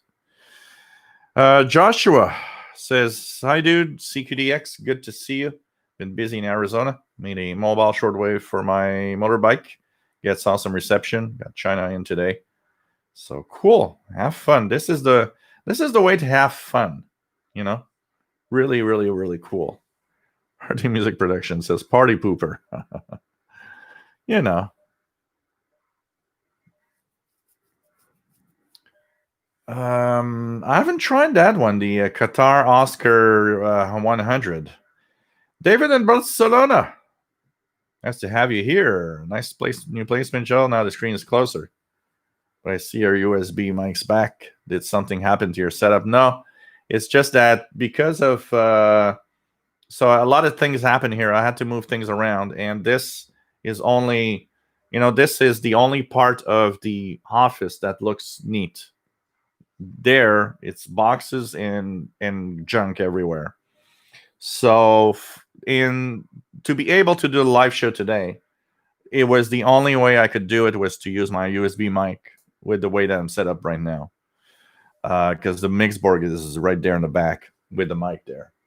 So, but we will be back with the mix board and everything probably Wednesday, the show, as I clean up the junk and put things back together, because it was a hell of the last 2 weeks here with everything happening. I had to move everything because what happened is that one of the apartments in the building had bed bugs. So when they came, they said, well, you got to do all the apartments, even if the apartments don't. Here I don't have any, which I'm very happy, because I would not be happy if I had some. So when they came, they said, we're going to do every apartment. So I had to move everything. You have to move every single furniture 1 feet from the wall so they can actually spray their poison stuff. So that also meant that my office, when I heard that, it was like, oh God, really? This is going to... and they got to empty the closets. No, a hell of a job, I can tell you that.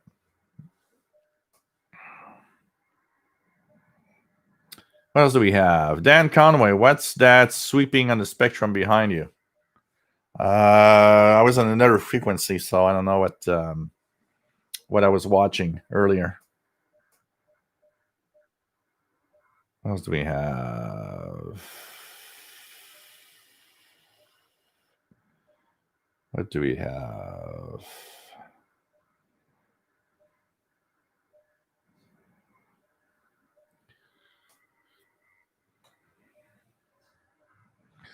Kathleen wants to know what the ground loop effect is all about. Oh, Mesa, I knew a Spartic E before I became a ham. Yeah, it depends on what you did before. If you've been a listener, or I mean, it's crazy because honestly, one of the things you got to be careful when we categorize people. Some hams are fast to treat CBers like trash. Not all hams. Most hams are okay with that.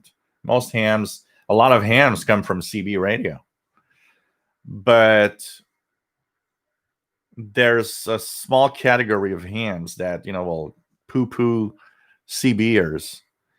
And the worst part is there's a bunch of CBers that are near here that are often on the channel 16 lower sideband.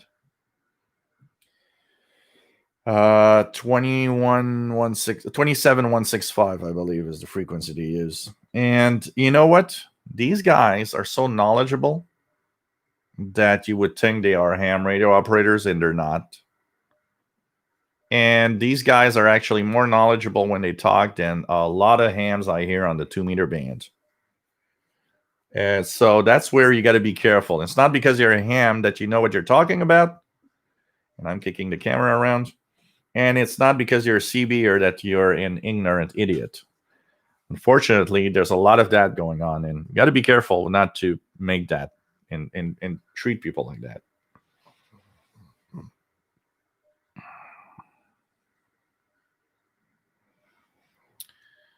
PageMaster says, I made my first contact on 10 meters earlier this year to an operator that lived in Louisiana.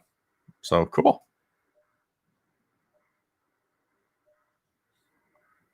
What antenna is currently running? So the SDR is on the ML830 and the front balcony. And I do have my W6 LVP that I could plug in the Texan receivers on. PageMaster been listening to the hobby since 1982, and it does not mean that I know everything. Oh, nobody knows everything about the hobby too. I'm still discovering data and information all the time. We all have. I always say it. My side where it's not as that there's a lot more knowledgeable people is antennas. There's a lot more knowledgeable people than me on antennas. That's for sure. And that's the side where I'm not that knowledgeable. And there's a lot of aspects of our hobby we don't know. We are not all. We don't know everything about our hobby. We know certain aspects of it, and that's all right. We can't learn everything. Bonjour, TVDXer. Nice to have you here. Ça va bien? Almesam, HM01, 16180. Am I going to hear it? Let's check it out. 16180. I've got nothing.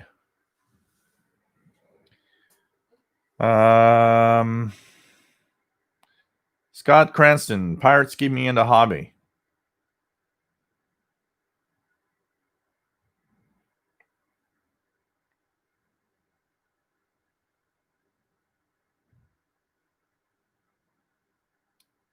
So that's, we all have an aspect of the hobby that keeps us there. That's for sure. Joseph says, yes, exactly. This hobby is about constantly discovering new stuff. It's like unexpected Christmas. Yep, absolutely.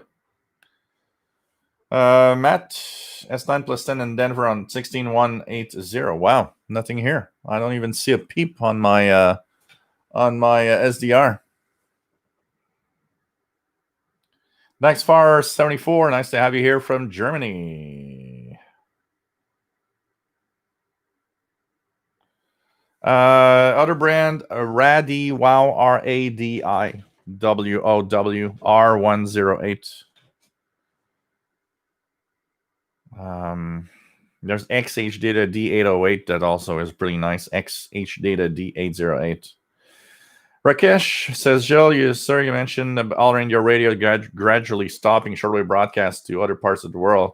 That is sad part. I am 52 as of your same age. Nowadays, DAB plus SDR are not having fun.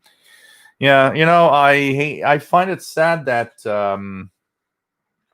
it does seem all India radio took the COVID excuse to shut down international broadcasts. And even local broadcasts are being shut down, which is unfortunately a very sad thing. Rich, nice to have you here from North Carolina.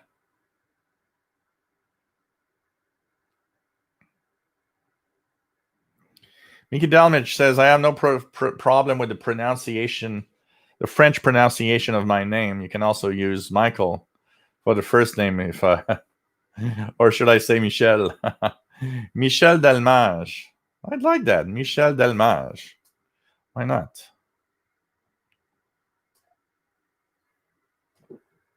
And by the way, Michel, masculine Michel is not, there's no E at the end. It's just Michel, Michel.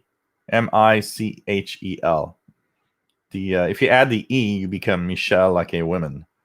Like on the Beatles song, Michel Mabel. But I like that. Michel Delmage.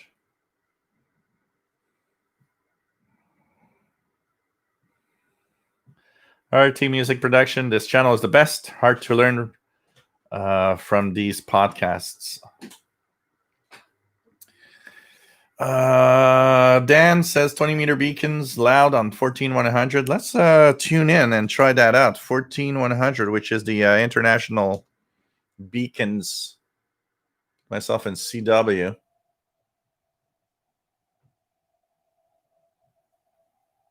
Actually, is there an RTTY contest this weekend? Yeah, I think there is. There's a lot of RTTY. Yeah. Look at that. Let's fire up FLDG and check it out. 20 meters is full of radio teletype RTTY.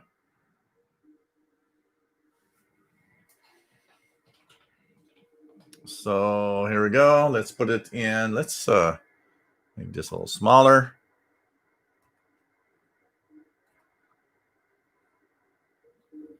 I'm able to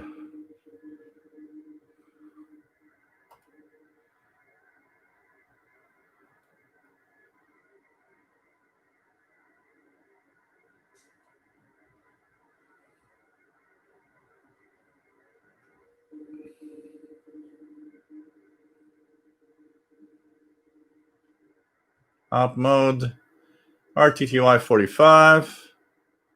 Here goes. So let's put a little more volume here.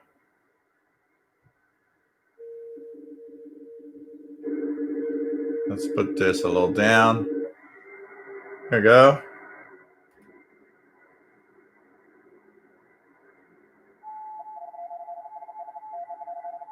Let's see what station that's all about. So CQ W4 ABR.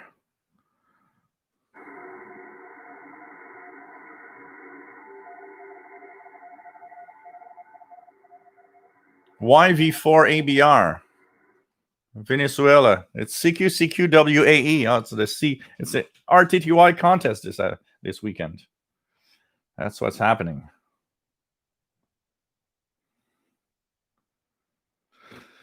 Yeah, it's RTTY. Lots of there's a contest this weekend. Enrique Rodriguez, nice to have you here from Colombia.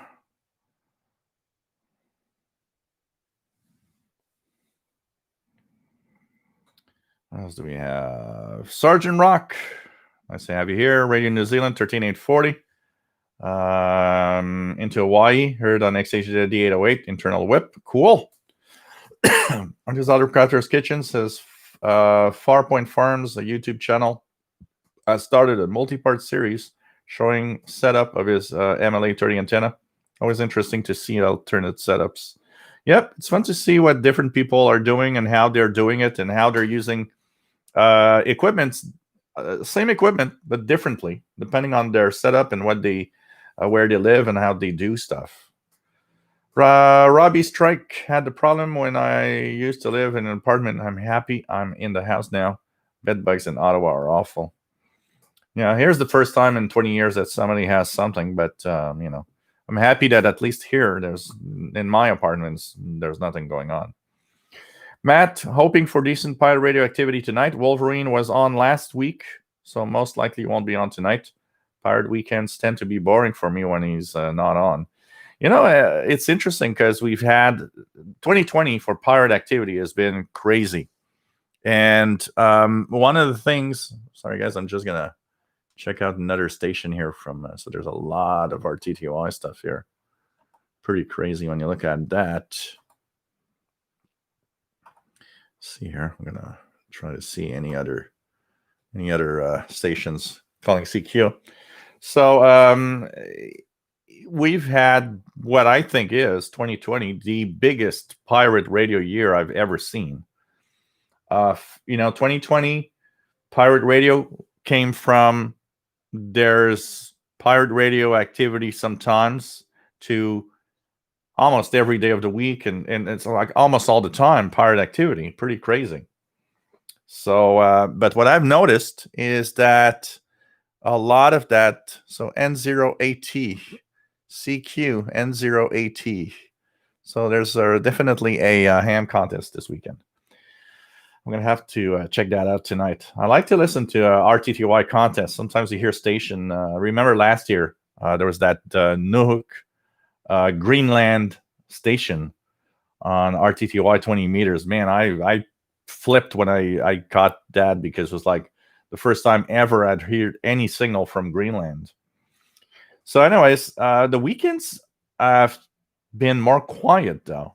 I think it's like they're doing all their stuff in the weekdays and the weekends become like really, Rodolfo 65, nice to have you here from New York City. Tom DXer, Paul is outside and probably, walking around seeing the neighbors. He's not stuck. Don't worry, guys. Paul is quite all right. Rodolfo 65 got a PL990X and a Belka DX on the way. Cool. You'll have a lot of fun playing with those new toys.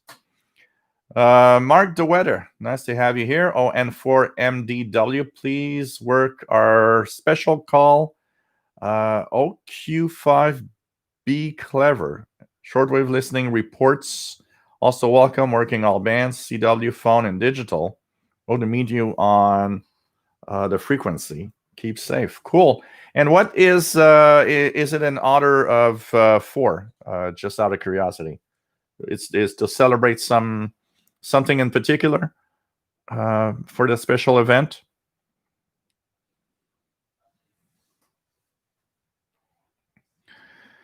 Yijit Sayum, for a long wire in the middle of a city, the problem is positioning. So first of all, make sure the long wire gets inside your home using a coaxial cable that is shielded.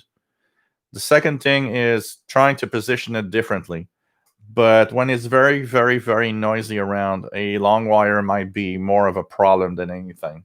And that's why I've moved to an ML830 loop, because my sloper in my backyard, which is 75 feet of wire, is simply too noisy. And I don't hear half of what I hear with the ML830, which it's not a miracle antenna, but in a noisy environment is often much better than a wire antenna. Matt can't hear NCDXF beacons at all on 14100, even with his CW filter. Yeah, too much RTTY activity.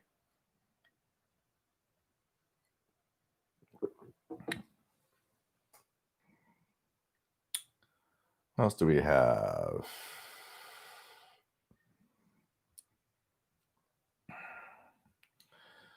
What else do we have? David, KJ4CMY, there are idiots on CB, but there is no shortage of them on amateur radio either. Yeah, yep. Absolutely, radio is radio. David in Barcelona says, I understood. Yep, I remember you told us about the upcoming renovation works over your QTH. I was hoping it's a successful overhaul and looking forward to more boings. Robbie Strike, I found those idiots in every group. Oh, yeah, there's idiots everywhere. Absolutely. Hey, there's one from Finland that made a video that says that I'm a bad guy. So, you know, there are idiots everywhere. Kathleen says MLA30 isn't that good on CB. MLA30 is, as you go higher in frequency or lower in frequency, slowly it moves off its peak performance. I'd say for a general, 60 meter, even 80 meter band up to 13 meter band, it's pretty good. I'd say above 20 megahertz, it quickly loses its sensitivity. And below, I'd say below 3 megahertz also, it starts losing some of its sensitivity. One of the things also you got to be careful on CB, Kathleen, is that it's very directional. If you're using it and listening to local CBers, they're very close to you. That means that to get the best signal from them, you need to actually rotate the MLA30 to get peak signal. It's not like on shortwave where it doesn't really doesn't change that much. Barbie Burgess, my MLA30 died, but still using the parts to convert it into a long wire antenna. Yeah, well, you were unlucky because the MLA30, I rarely see people having problems with their MLA30. And I've got 3 here, and they all work great. Joseph, 11710, booming into San Francisco Bay Area. It's on 11710 at this time. 11710. 11710 is that. So according to here, it could be China National Radio 1. There's that's it, pretty much.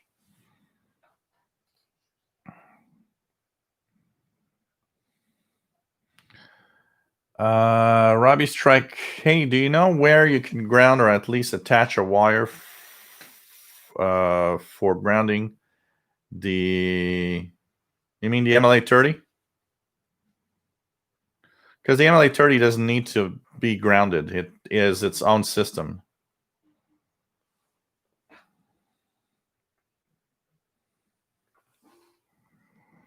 You, Kelvin Morgan, if the bands are dead, 2 meters is dead, then CB is worth a spin around the dial on my old York JCB 861. It's old, it's deaf, and it's an antique, just like me.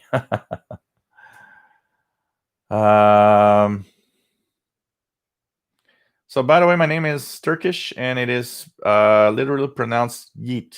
Okay, cool. 3830 Radio Man, nice to have you on board. Just ordered is RSPDX finally. Cool.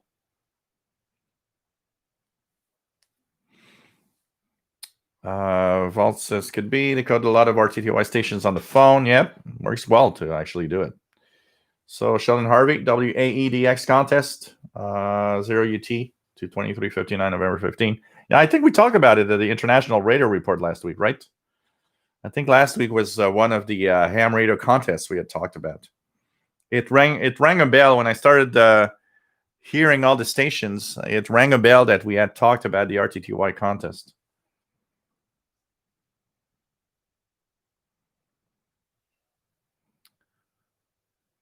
Catalan, perhaps you can do a show once in France or in French. John Hillard, nice to have you here from the UK.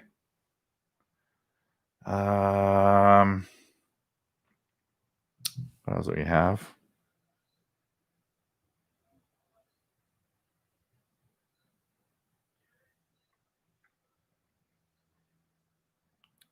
What RTTY is being sent? It's RTTY 45, which is amateur radio speed that they have for radio teletype and Baudo.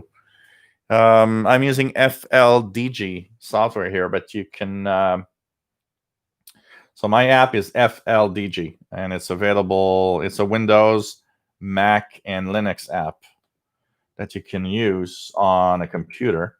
FLDG is available here and here and here's the download page. The exe file, the setup exe file is for Windows. The DMG file is for Mac, and the tar.gz file is for Linux. But if you're using a modern Linux distro, you should see that it's available through the Linux app store that most of them have now. So here's the link. This is FLDG, one of the good multi-decoding. And if you want to try RTTY, the mode to use here for amateur RTTY is go down to in op mode, you go down to RTTY, and you choose RTTY 45. That's what you need to use to decode amateur radio RTTY signals. So here, for example, I'm going to put this one here. So let's try this and see what I'm going to get something.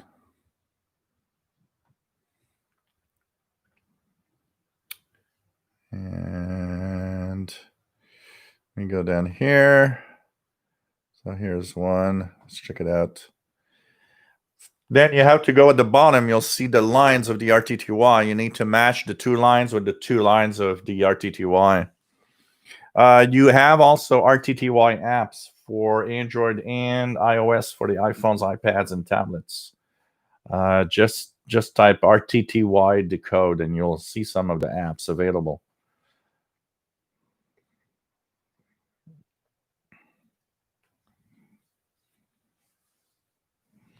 What are those frequency sweeping chirps I see? Many and 4 megahertz, 13 megahertz range. There's a lot of that, which are the chirps of that you can hear are, and in the waterfall you'll see the lines actually sweeping. These are CODAR, which is a type of radar used on shortwave to look at the ocean waves height and direction.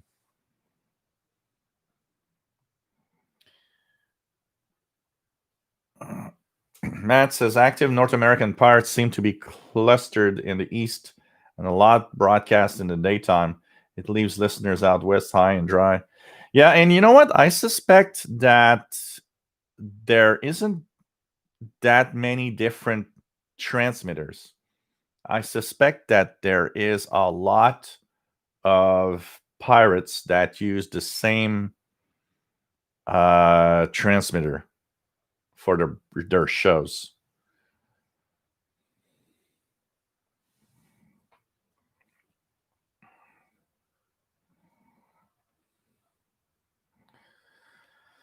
You, Kelvin Morgan, there's a lot of pirates out there now. Everyone is wearing a mask. Joe Rodman hams on 3885 AM in the Midwest. Yeah, that's one of the popular AMers frequency. There's a report of 6880 AM right now. Can detect a carrier, but that's all. Let me check it out here. 6880. So the station here is W7RN.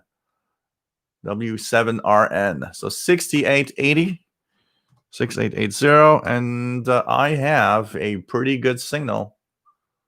That looks good. Actually, there's a... Let me just check that out here. There's a good... Their signal isn't too bad, but it's too noisy for me to really make out anything. But 6880, there is something there, but it's too noisy for me.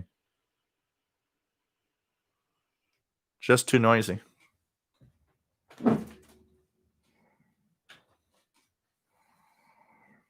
Thomas Olson, have you heard what kind of power the pirates are running these days? It depends on the pirates. There's a few of them that are probably running in the kilowatts, like 1,000 watts, 2,000 watts maybe. But a lot of them are running really low powered. I think it's Captain Morgan Pirate that's like always saying that he's running like 25 or 50 watts. Is very weak. So depends on the pirates. Some are really low powered, but there are some that are in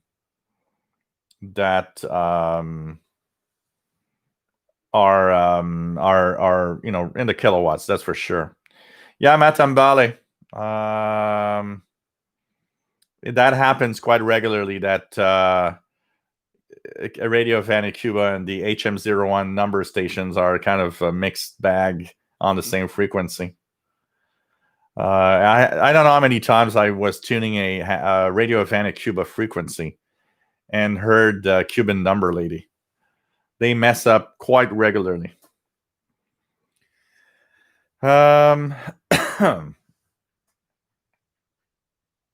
Hey, hi Mapper, nice to have you here from Moscow, Russia.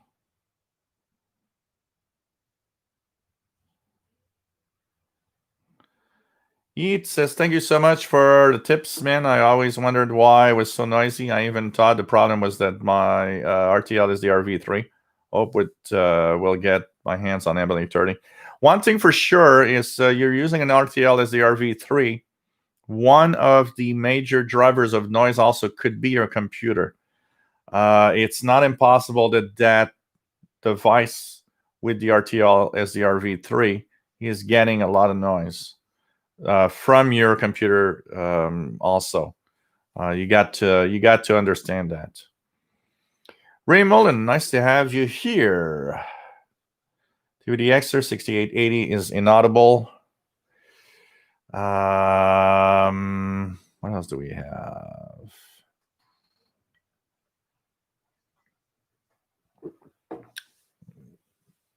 What else do we have?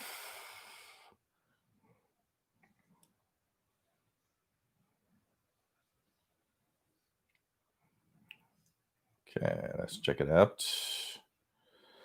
Mark the Weather says, well, the call OQ5 be clever is called to tell the people to be safe and clever avoiding COVID. Oh, so it's a COVID-19 related event. Oh, that's nice. Cool. Thanks for the info, my friend.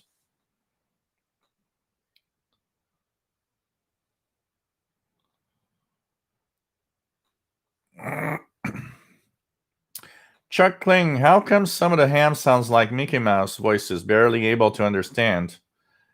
That's because you need to tune the single sideband on your Texan PL 680 with the BFO and be able to tune them correctly. So on the 680, you will tune a ham operator and then tune the BFO knob in order to go and get the pitch of the voice correctly. It's simply that you're not tuned on the frequency and correctly when that happens. So you just put your radio there on the frequency when you hear one, and you play with the BFO. If it doesn't work, try tuning 1 kilohertz up or down, depending on where you are, and try again with the BFO knob. You'll be able to zero in on voice when that happens. So you got to use it until you hear a voice that sounds normal. Larry Cordy, nice to have you here from New York. Robbie Strike, I'll see how long my MLA30 works. I have it up on my TV tower now. So mine has survived its first winter last year. It's still up there and still working, so it seems to be pretty good. Keegan, nice to have you here from Northwest Arkansas. What else do we have? So in your Linux distro, you Kelvin Morgan, you should have FLDG. Most Linux distros now have an app store, and I've noticed that on Linux Mint, at least Linux Mint, Ubuntu also, I've noticed that they are available. FLDG is available through the Linux app store. Let me strike. I was wondering if I could attach a ground where there's a loop attached and one of the sides and run the wire to the ground. No, you're gonna totally change the properties of the antenna. It's not made to be grounded at all. You leave it as is. There's no grounding on the MLA30 to be done at all. It's kind of a closed circuit. It's already properly, it works like it is. That's it. CT1 ETE, nice to have you here. What else do we have?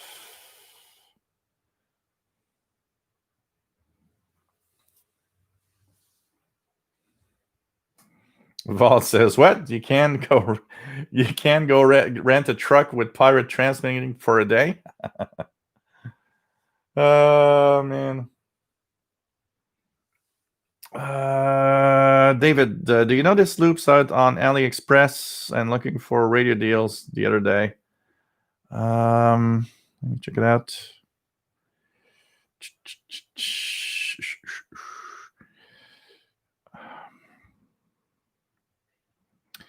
This is, yeah, the MALA 150. Yeah. That we were talking about it a little bit earlier. Maybe I should purchase one to test out. So, I'm going to check it out. I'm going to purchase one. It comes with a lot of extra. Oh, wow. It even comes with the proper cable with the 3.5 millimeter audio plug for the portable receivers. That is cool because that makes life much easier. You know what? I'm going to order one and review it. The AMLA 150. I will order one this weekend, and we're going to review that. We are going to review that and compare it to the MLA30. It's roughly the same price. It's roughly the same price. Oh, there's Crafter's Kitchen. So, Donkey Wobbs, this is stream about radio and shortwave radio in general. And I'm located in Montreal, Quebec, Canada. There's Crafter's Kitchen. Didn't a lot of pirates used to operate from coastal waters? Not sure if they still do. Transmit from ships. Just fun to think of them with a skull and crossbone flags. Yeah, for a long time, it happened in the past because the FCC and the different organizations were very, very active at trying to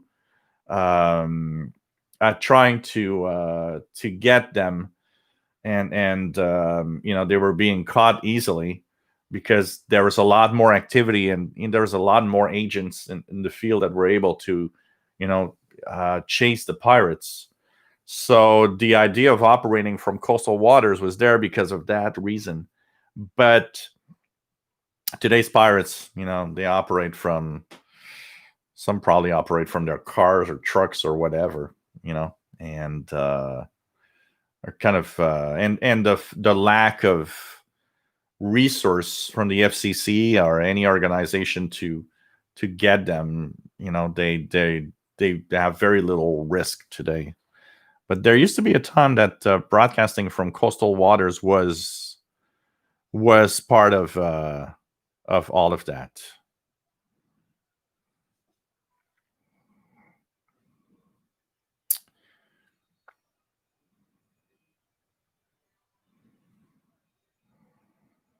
Rafael, nice to have you here from Spain. Are you using the MLA30 with the SDR? Yes, absolutely. SVO work, where the beer is this week, it's Sleeman Silver Creek. I had 2 bottles left of the last show. So took the 2 bottles left. It's Jay Walker. Hey there. Where are you located? Yeet says, I ran my V3 with a USB extension and covered it with aluminum foil to prevent that. Still a lot of noise. Yeah, but the long wire will give you a lot of noise, and that's for sure. Your best bet is an MLA30, for sure. David ended up picking a Texan AN200 loop for this year's Singles Day AliExpress low-cost purchase as part of what is already a tradition at my QTH. Looking forward to receive it.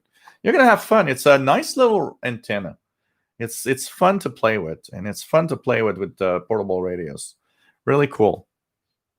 PageMaster just recently received his first operating certificate with the 2 QSL cards from W9 IMS and the Indy Motor Speedway Amateur Radio Club. Cool. This is cool. Ray Erdingt, nice to have you here. Anybody know of a good CW RTTY hardware decoder? Hardware decoders are more of the old days, because today almost all of them are, it's software on computers or devices. Is there a particular reason, Ray, you want to have a hardware decoder? Because you could, I would look into. I've seen a lot of them go for not that high of a price. I would look into old, PK3232 decoders and stuff like that. Standalone decoders. Kathleen, I connected my MLA30 with its bias T, and I only hear noise on 20 meter, not a signal. So, what power supply are you using on the MLA30, Kathleen? Out of curiosity, it could be the power supply. Hey, Andy Coley, thank you very much. Kevin, nice to have you here. AliExpress still not shipped my antenna connector.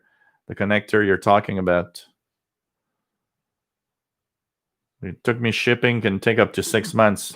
It's really crazy right now, because what's happening is when you order even on eBay, they're really, really kind of, watching their backs, because they're all telling you, well, you purchase this now, but you might have it like, well, I needed to have a connector a couple of weeks ago, and a special connector, and I found it on eBay. It's one of those connectors that's very difficult to find. I purchased, and it says estimated delivery date January 26th, 2021, and I'm like, what? But when I look at it, because they had a tracking number, I look at the tracking.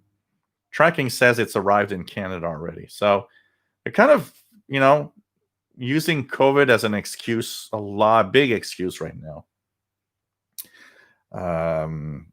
I think there's a lot of use of COVID excuse to, do stuff right now and try to tell you that, well, it might be slow, or it might take a long time, or blah, blah, blah. Kevin, WS2H shows the new TV. It's great. Oh, yeah, Samsung 70-inch is amazing. So this is the old 50-inch that I had in my living room, which is here, which is about 6 years old, roughly. The Samsung 70-inch is amazing. And I've been having fun doing one thing very particular on it, too. So it's a smart TV. It has a browser in it. And, you know, smart TVs, usually the browser is kind of crappy. I'm pretty amazed at the browser in this new Samsung Smart TV. And it actually works well when I go on the Kiwi SDR page and tune in Kiwi SDRs from around the world. So I've been having fun actually doing that.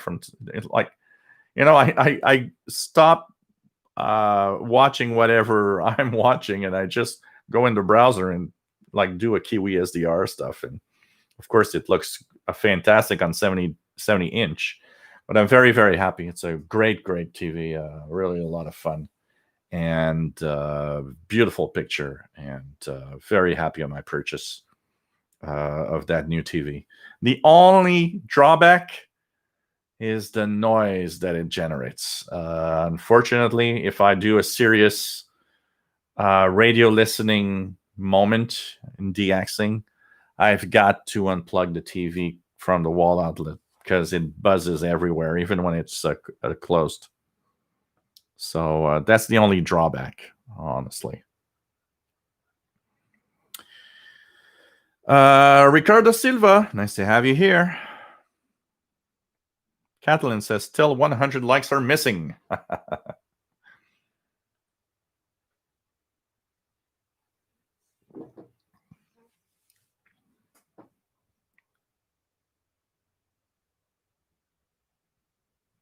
Kevin says, I need to replace my modem and Wi-Fi to 3.1. Shocked, but how expensive now? 300 plus US. Whoa. NH Olmsted, nice to have you on board. Thank you very much, my friend. Ricardo, really classy, that grounding. Absolutely. It's a beautiful radio. Beautiful radio. David, nice. Really looking forward to your impressions on the MALA 150. Claims to be better than the MLA 30, so that already makes it intriguing. I'm purchasing one this week, so let's hope I'm getting as fast as possible. And I'll try to set it up in the front balcony like the other antennas. I'm going to have 3 loops in the front balcony. People are going to find it so weird. SV O'Rourke says, Beatles song with shortwave mixed in is I Am the Walrus. Lennon mixed in BBC World Service. Oh, I didn't know. I need to check that out. Catalan, can the AM 200 loop antenna be modified for VLF? It is very self-contained, so I don't know. I wish they would make one for longwave. It'd be very nice. Vince Henning, nice to have you here. Currently using an ELAD Duo R plus LA400. Cool.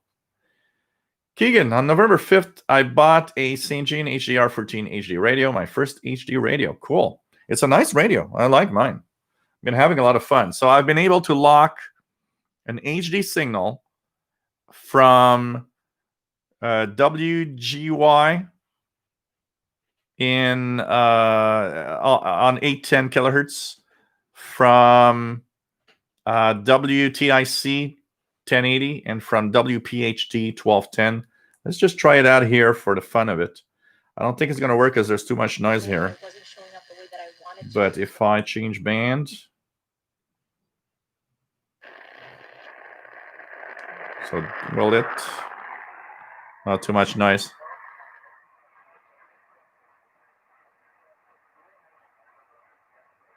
There's way too much noise here. Oh, maybe like this.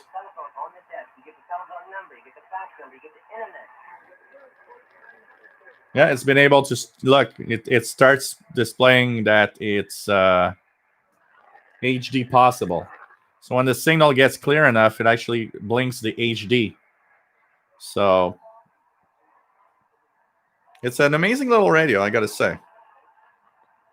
And of course, on FM, it's great. I can extend the antenna, and if I go to FM, one of the cool things about it.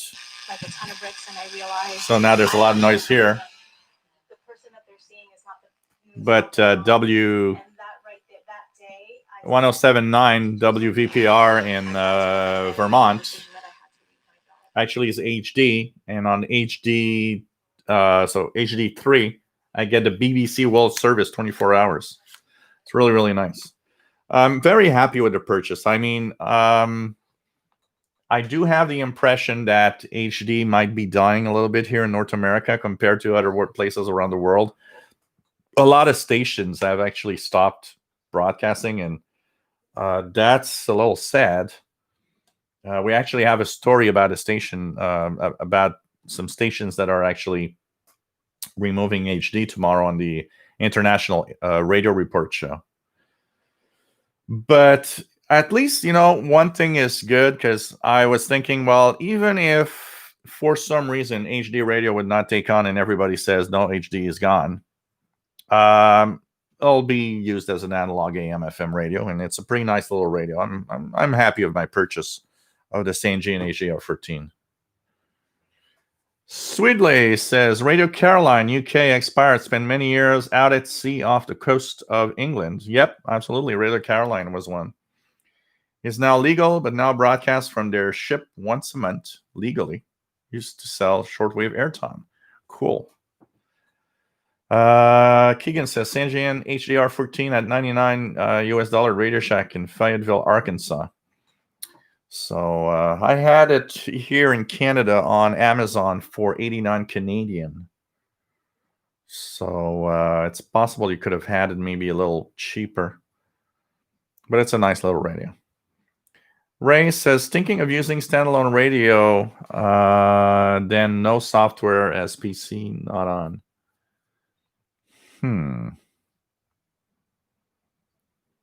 Callan says, I tried different power banks, but it's the same probably from my monitors. That's sad.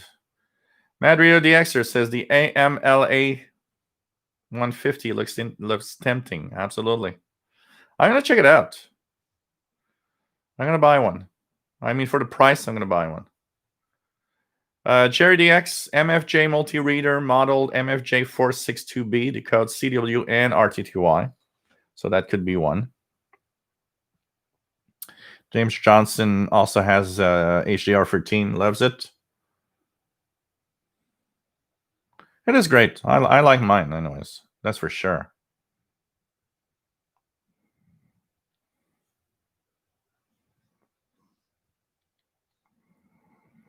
Ricardo Silva, everything is slower on shipping and is becoming increasingly expensive. Man, I'm going crazy. I go to the groceries and I look at, I pick up just a few things and it's like, it's going to be $80. It's like, man, I have nothing. It's crazy what's happening. So Joseph says, that's a great use of a TV browser. Kiwi SDRs have really changed my listening experience. I love them. Yeah, that's pretty much almost the only thing I do with a TV browser anyways, is to go on the Kiwi SDR, especially on 70-inch. Kind of nice. So James Johnson, I love the HDR14. It's a very, very nice portable. Really, really cool. And love it. Yeah, I wish there would be more HD on AM, but it's a great radio. Here, all the AM stations that are HD are on FM, actually. So CJAD 800 and CKGM 690 are actually HD on 107.3 FM instead of being HD on their AM. So, Nick, nice to have you here. K9XN from Northwest Indiana, USA. Steve Miller, good to see you. Afternoon from Western Arizona. Cool.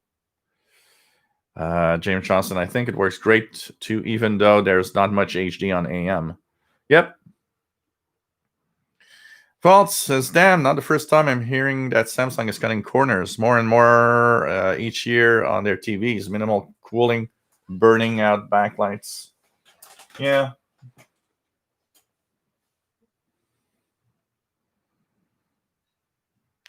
I think every company is trying to save money, and they're doing it, and they're trying to, like everything, they remove that little coil, that little part here, that little thing there. It's just crazy.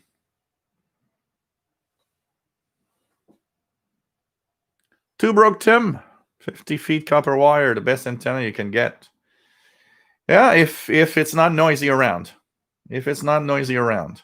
If it's noisy, that's another question. MLA30 or a magnetic loop is better.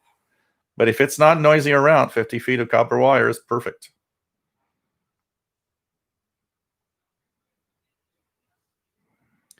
I never tried that, Matambali, the triangulation feature against the HM01. Anyways, it comes out of the same transmitters as the radio van at Cuba, so it's as simple as that.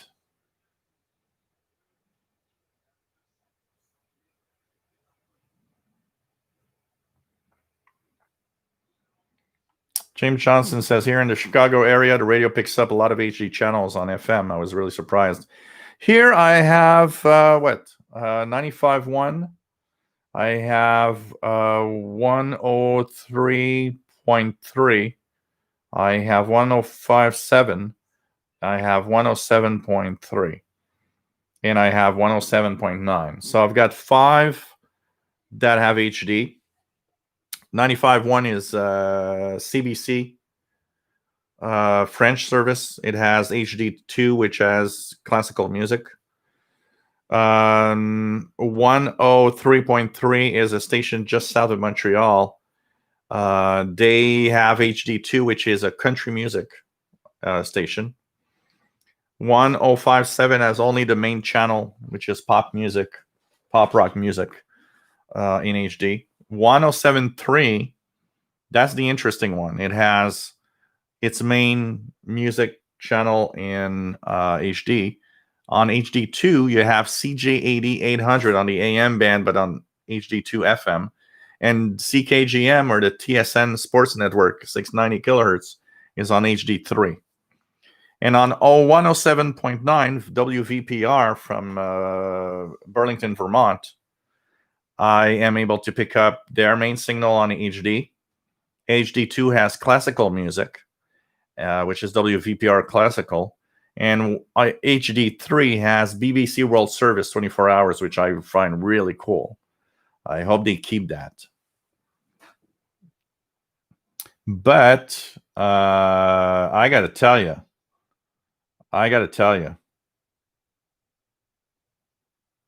a lot of stations are moving away from HD here in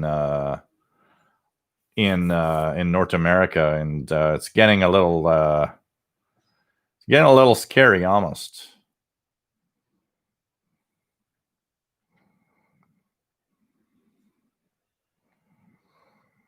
What else do we have?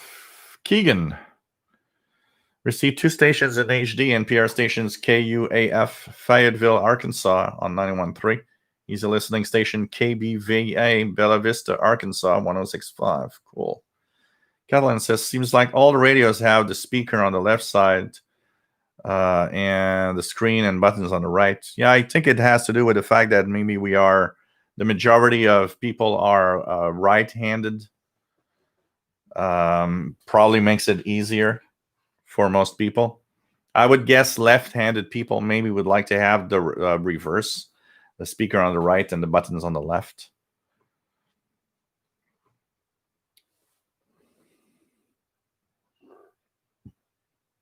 Okay, Ray.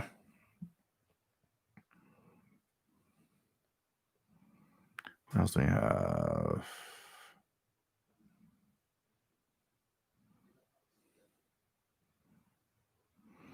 Thomas Olson, one episode of old Secret Agent Man TV show took place on a pirate raider ship off the coast of the UK. Cool. Vasti, nice to have you here. W1INC from New Hampshire. Pretty cool. NH Homestead says CJ80 has a very strong signal. What I'm scared is, the fact that they are using an FM outlet for the HD signal. If they would go in HD full time, So I don't know.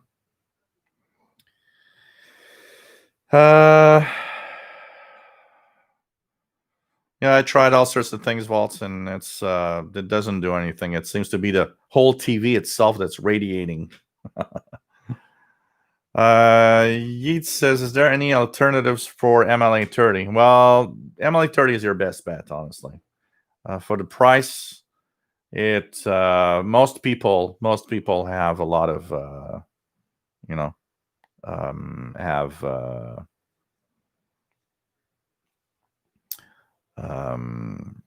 most people with noise try it. Turbo Tim, computers are built to be radios. Not true, Turbo Tim.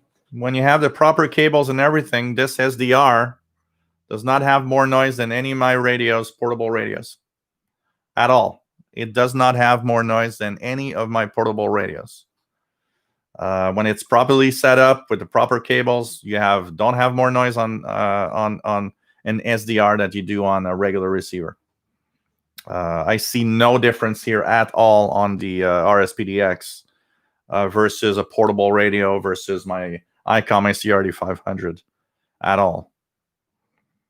It just needs to be properly set up. Rich, AMLA 150 looks like no bias T is used and there's a separate line for power. Check that out. I'm gonna order one this week. We're gonna have a review of that thing. I'm curious to see, and who knows? What if it is better than the MLA 30? Then maybe we have a new winner. Maybe we'll have a new winner. So it's pretty cool. Matambali says it's already pretty certain that they're hosted on the same transmitter. This would be fun. Use test QSDR as the other feature. Ray, yeah, well, some higher end receivers do. I've seen, is it the ICOM IC 7300? Not 7300. The new one, IC 705, I think, that has CW RTTY decode built in.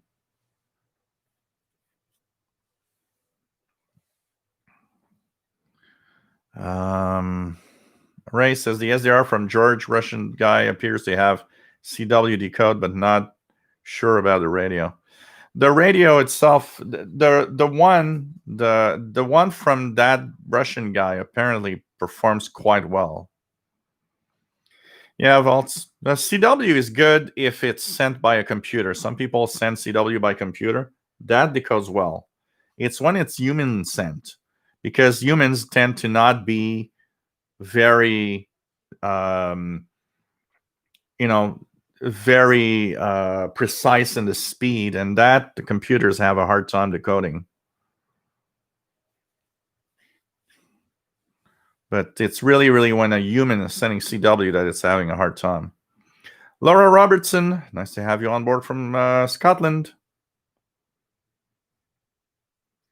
Kathleen, so I tuned to 40 meter band in order to get some RTTY. Is plenty. Is there a right frequency, or just have to somehow tune it the right way? So if you use FLDG, Kathleen, what you do? So okay, I'm going to tune one here, and I'm going to put the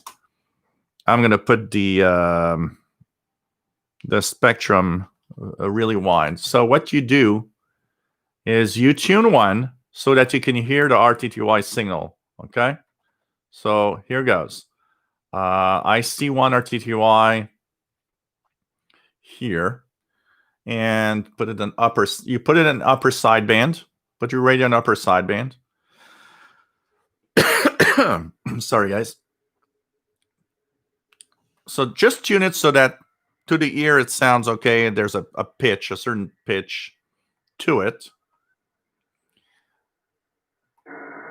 So once you have that pitch, what you want to do is an FLDG, when you're in RTTY 45, you see the bottom part here shows you where the audio is falling on the display.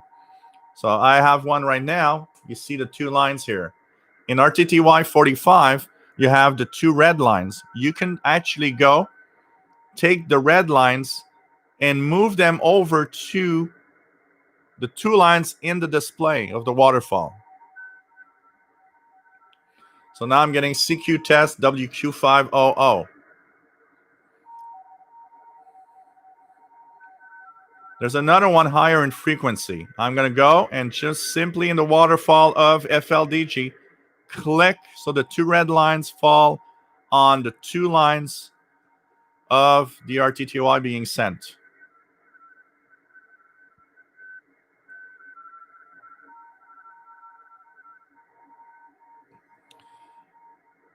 So the one there, so there's two of them here. The second one, it says P4AZ.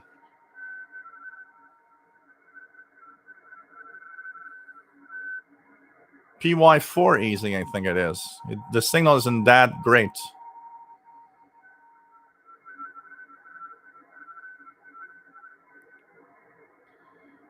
I'm just curious on that second one.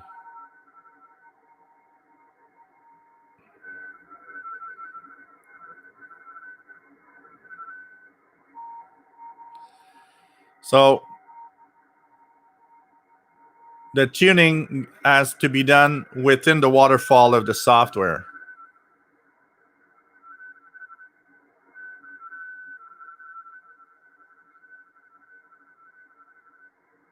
Trying to get a positive.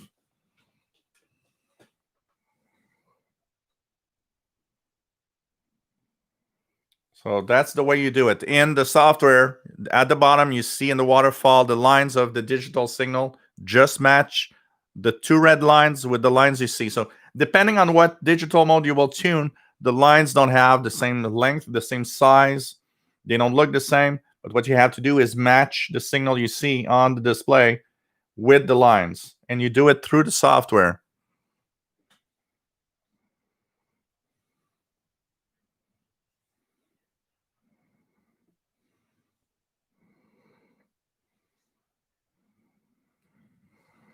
Catalan says, put the TV in a metal cage, use all the ferret beads on the cables.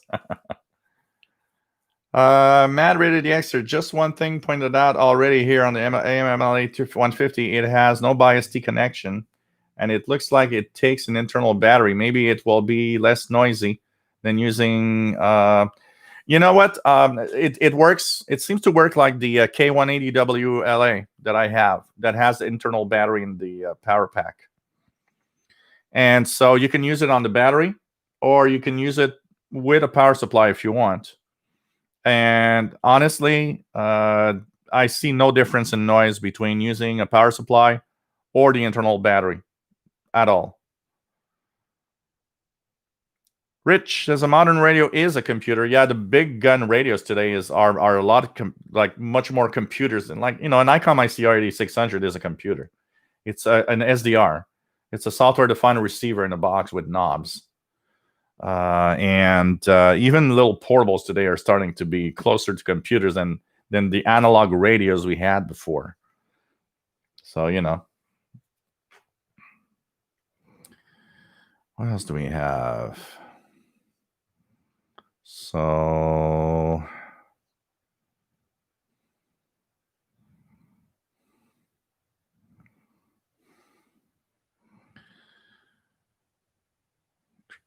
yeah, you can try to make your own mini whip shortwave, Yeet, but if a long wire is noisy, a mini whip might be as noisy.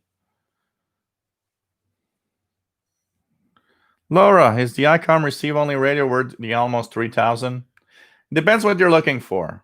It's a computer. It's an SDR computer, so you're basically having an expensive computer radio. It does a lot.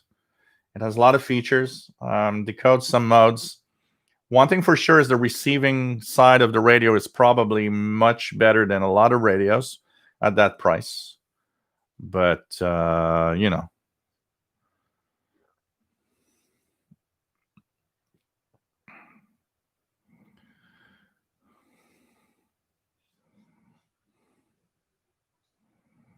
Kamazi 76, it's FLDG. FLDG.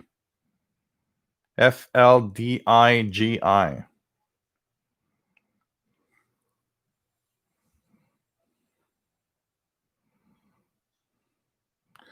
Manreader DXer says, Gilles, yes, I use my MLA30 with USB power and there is no noise. it would still be interesting to see if it will be a bit cleaner with battery power. Only way to find out is to buy. Yeah, I'm going to get it. I'm going to get it, and I'm going to try it. We're going to compare that. Because I mean, my MLA30 I also power with my power brick that I use to charge my phone. That should technically give it less noise than a power adapter itself. But you know, I've never seen any difference really. Like the K180 WLA. CT1ET, he says, are you going to make me spend more money? Will I make everybody spend more money? So let me just check here quickly. AMLA 150. Let's see, antenna. So AMLE 150. Let's see here in Canadian dollars. It's slightly more expensive than an MLA30. No, it's not. It's about the price of the MLA30. So from China, AMLA 150 magnetic loop antenna, adjustable gain, low noise for FM. Okay, let me check that. Let me just check that. For FM HASDR radio. So it's a wideband antenna. This, for me, looks like a K180 WLA. I would say this thing is closer to a K180 WLA. Yeah, it's like a K180 WLA. Because it says it's a 100 kilohertz to 150 megahertz. Voltage input 6 to 15 volts. And it comes with a power supply. It comes with the cabling needed to connect it to radios, including the cable for portable receivers. Huh. That really looks like pretty much a kind of a K180 WLA. So what scares me on this is my K180 WLA is crappy because it overloads with FM signals, which would mean that I'm scared that this thing is going to do the same thing and overload here too. But what the heck? So is this a good seller? Okay, that guy didn't sell a lot of stuff, eh? He only sold 16 items in his life. It's directly from the company that makes it, apparently. Eastern Tech. Oh, that thing is going to overload here. I'm pretty sure. And there's not a lot of people. There's really not a lot of sellers for that thing. The only other one is one without the box. And this one is much cheaper. AMLA 150 magnetic loop antenna, adjustable gain, low noise for, okay. How many did he sell? Oh, it's the same guy. Okay, if you want just the circuit board with the metal loop, just the circuit board with the metal loop,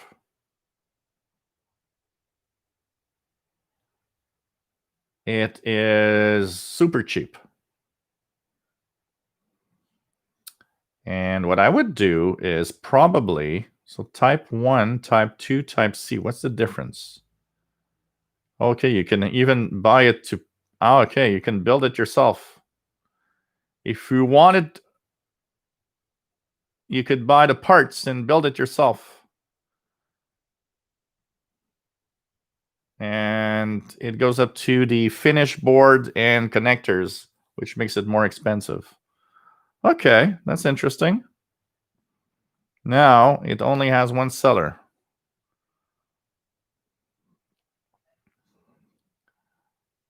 So let me check it out here. What's on AliExpress? AliExpress.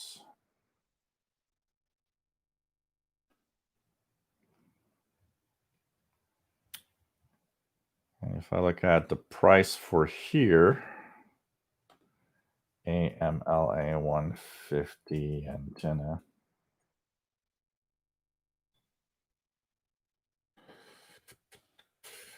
It comes to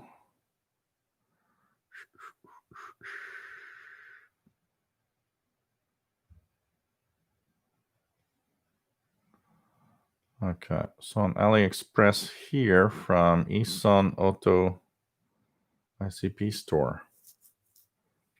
Okay. Okay, so that if you take the so they have an MLA 30 at $33.80 US. And they have okay. So the price on AliExpress of that's 48. The other one was it's pretty much the same price. 51 plus 13. This one is 45 plus 3. Yeah. Okay. I'm gonna check it out this week, and I'm gonna purchase one from somewhere, and I'm gonna check it out. I'm gonna check it out.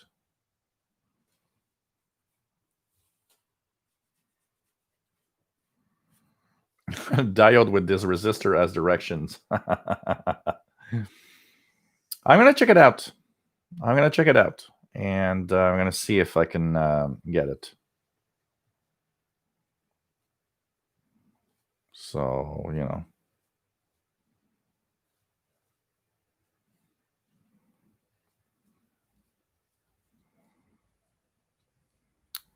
So, well, a no noise amplifier is outside. Their SDR is a radio to Brookton. A software defined radio is just a radio.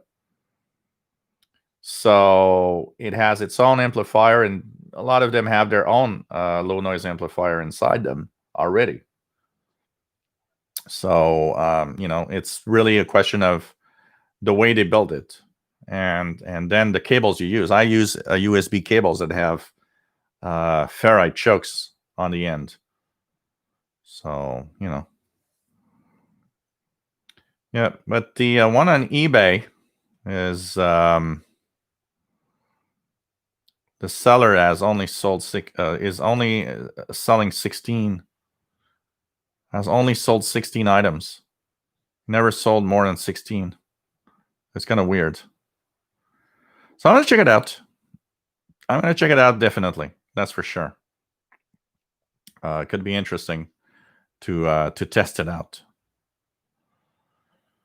That's for sure. So hey guys, we've been on for 3 hours. Hope you enjoyed the show today. I'm going to take it easy for the rest of the evening. Once again, go on the Facebook group when all of this is over, and there you can continue the discussion, talk about radio and stuff, and hope that you enjoyed the show today. It was kind of a lot of fun. Remember, we are here twice a week on the Wednesday at 7 p.m. Eastern Time, 0 hours UTC, and on Saturday at 3 p.m. Eastern Time, 20 hours Universal Time. And in between that, there's a Facebook group where everybody posts what they're listening to and answers questions. So it's really a lot of fun, and hope everybody is having fun there too. So tonight I'm gonna go eat. I don't know what yet. Maybe pizza. I think I'm gonna go order. I'm gonna order pizza, and we'll be doing some listening tonight. So I will be posting on the Facebook group probably, and I'm going to take down my AN200 loop and test it with Texan PL990X. So thanks everybody for being here. Thanks for being great fans of the show. It doesn't show, but we had a Zoom meeting with the CIDX Club. And now this show, I've been on camera for 6 hours today. I think it's time to shut off and just say good night. So take care, everybody. Stay safe. Love you all. See you next week for the live show and with maybe the proper setup done. Take care, everybody. Okay? Stay safe.